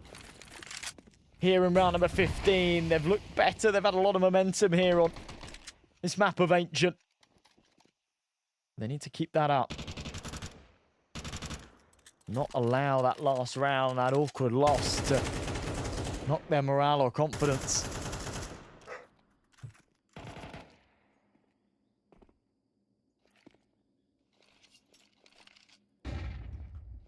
In the corner, it's the MP9.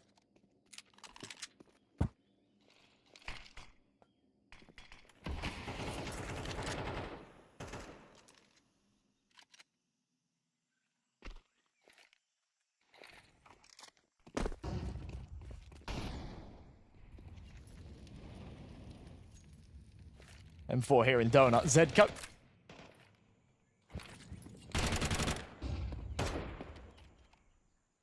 Under a bit of pressure. That pressure rounding its way up into Red Room as well. B-Stick. Oh, God. Only takes one. Peppo makes a meal of that fight as well. That grenade will do a whole load of damage onto him. Again, it falls apart. Oh, my.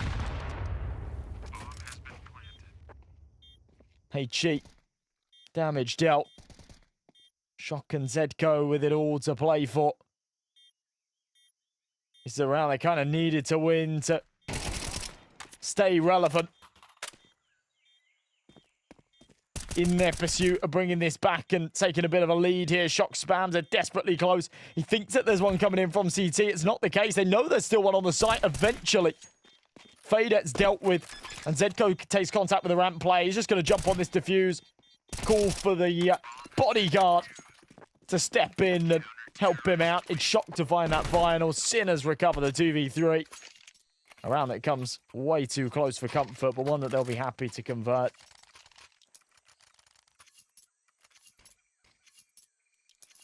Round number 16.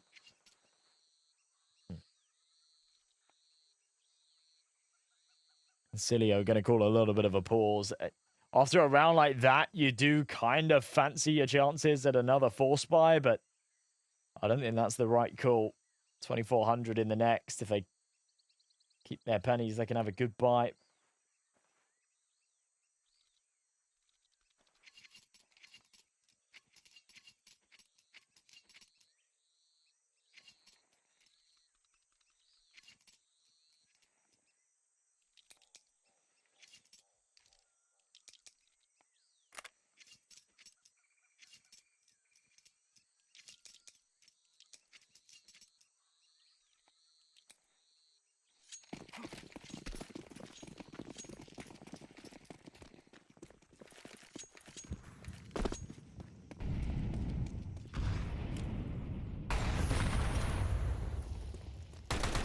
Gee, big old chunk of damage. Sugar. Oh my.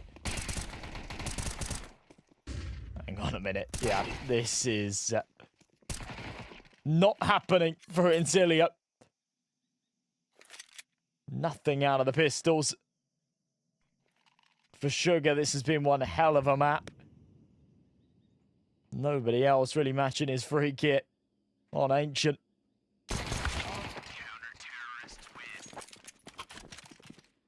Mystic will finish what they started. Sinners on to 9. A flawless round there as well, so money looking good.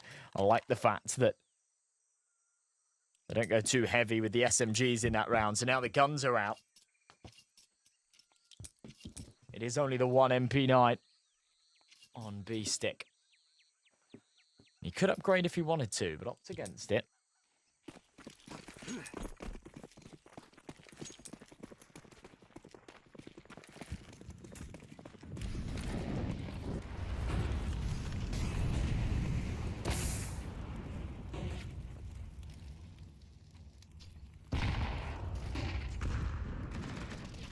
Some bit of early damage. Peppo and Morisco, recipients of it, but it shot through the smoke to take out Elliot. Majiki follows up with one of his own. Peppo extinguishes Fade and stops this Insilio fire from spreading. The issue, I mean, look at this. They've taken all of the space here on A. They've got Majiki in the CT spawn, but the bomb's been left behind in Cube. And in pursuit of it, Dwushka, I mean, firstly, he's wary that maybe there's a sightline. There's not. But it gives time for these Sinners rotates to then start picking apart the pieces. A good reaction from Dwushka. Morisco makes a meal of that duel, still ends up winning it.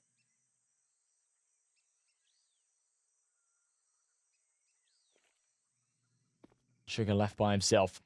There'll be no money if he doesn't clutch this. Nice shot. Knows there's a second close. Beppo's just going to drop the molly. Sugar's going to play right through it. Takes a big old chunk to his HP. Down to 60 now.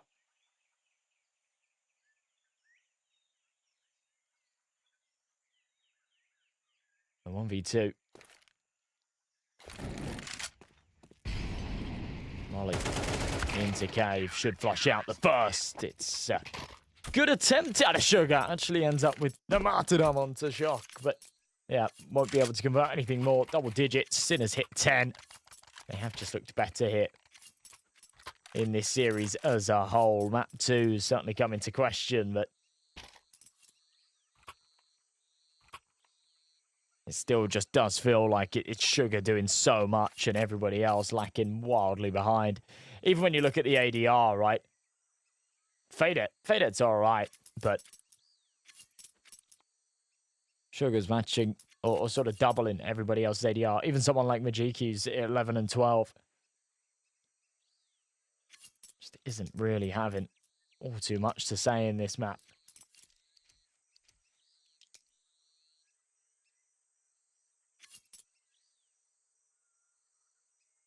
Some familiar faces in the chat, though. Riv the Goat.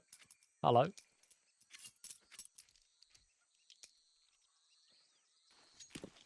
J-Bear, I'm pretty sure I've seen you in here as well. Alrighty. Let's go.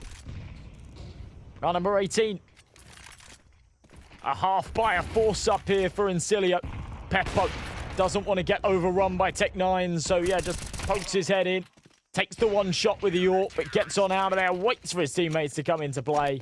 And there you go. Zedko doubles up. Shock takes one. Peppo goes in to deliver the final killing blow. 11-7. Sinners 2 away from the finish line. A very fast, very comfortable round win.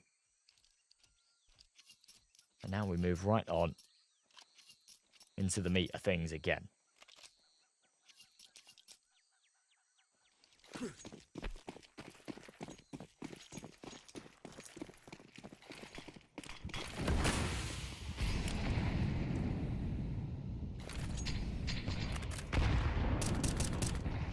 Rifles in play. Peppo on that AWP.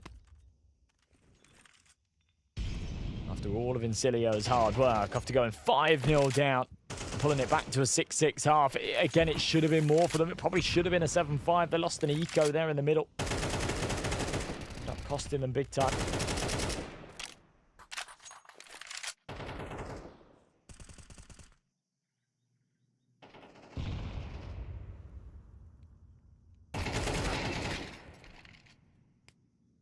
A little bit of over-aggression from Shock will get him punished, though. Zedko's ready for that one. Going to be Callian dropping, so advantage somewhat swings in Sinner's favour. Majiki still limping low on health. They'll start to group up here towards B2, which is already fortified. As they get ready for the gunfights, B-Stick and Morisco tee themselves up for 12. Sugar, as always, has a little bit of fight left in him. Majiki wants to come and join him, but a bit of a whiff there. Bites off a little more than he can chew as he peeks into 2. Sugar 1v3, he's been great, but that's too much of an ask. So 12-7, Sinners will have every chance here to just close this out. As I said before, definitely the favourites going into this series. There's no, like, major surprises or upsets that Insilio lose this game, but 2-0 and the fashion in which they have, I don't know. I can't help but feel we definitely expected more out of them.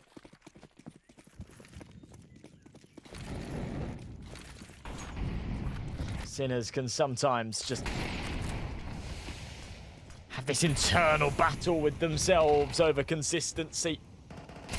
Matches like this, as the top dogs are ones that they often are found losing. Shock, though, to put the first nail in the coffin here in the final round. Morisco there for another. And as B-Stick just sits at the back. Oh, God. That's a real mess. Should have been 2. Misses the chance. At least goes 1 for 1. But it gives Insilio a little bit of hope here. Especially considering Sugar's still alive.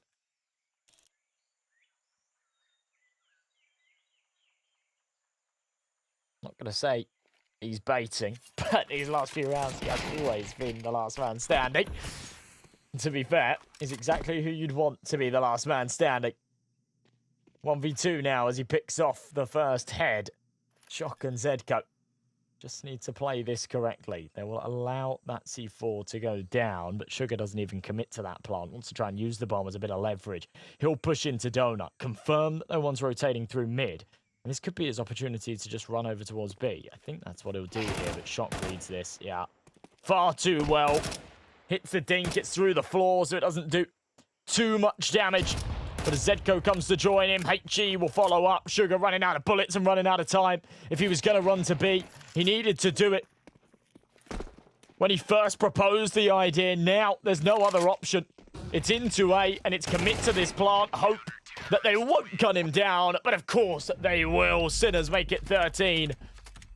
And the 1 for 1 at the end secures that fact. 13-7, and a good map from them. A good map, a good series, a little bit of a roller coaster, ups and downs and bursts of round wins. But it is, of course, Sinners to prevail. They'll be the ones moving on to that grand final. Insilio will drop down to that lower bracket, that consolidation final against Johnny Speed. So if you're an Insilio fan, then don't worry just yet. That'll take place tomorrow at 10 a.m. CST. The last time those two teams played, that was in the upper bracket semis. Insilio did win. It went to 3 maps. It was an interesting 3 maps because they won their own map picks, quite one-sided, and then Insilio won the 3rd map, quite one-sided as well. So I'm not sure if history will repeat itself there, but I always love those repeat matchups because it gives teams time to sort of prepare and watch back those demos, learn from their mistakes, things like that. But as I say, that's it from us today. That consolidation final will be tomorrow morning. The grand finals will be the day after that, Friday morning, 10 CST, unless there's any schedule changes. Keep an eye on the socials and on HLTV for the timings. But that's going to wrap things up from me. Thank you, everybody, so much for watching. Thanks for the kind words in the chat and all of that. You guys are absolutely amazing. And I appreciate you all keeping me company here in the EPL stream. I will see you, maybe not tomorrow. I'm not supposed to be doing it, but maybe I get caught up last minute. We'll see. Have a wonderful rest of your evenings, guys, and I'll see you all next time. Bye-bye.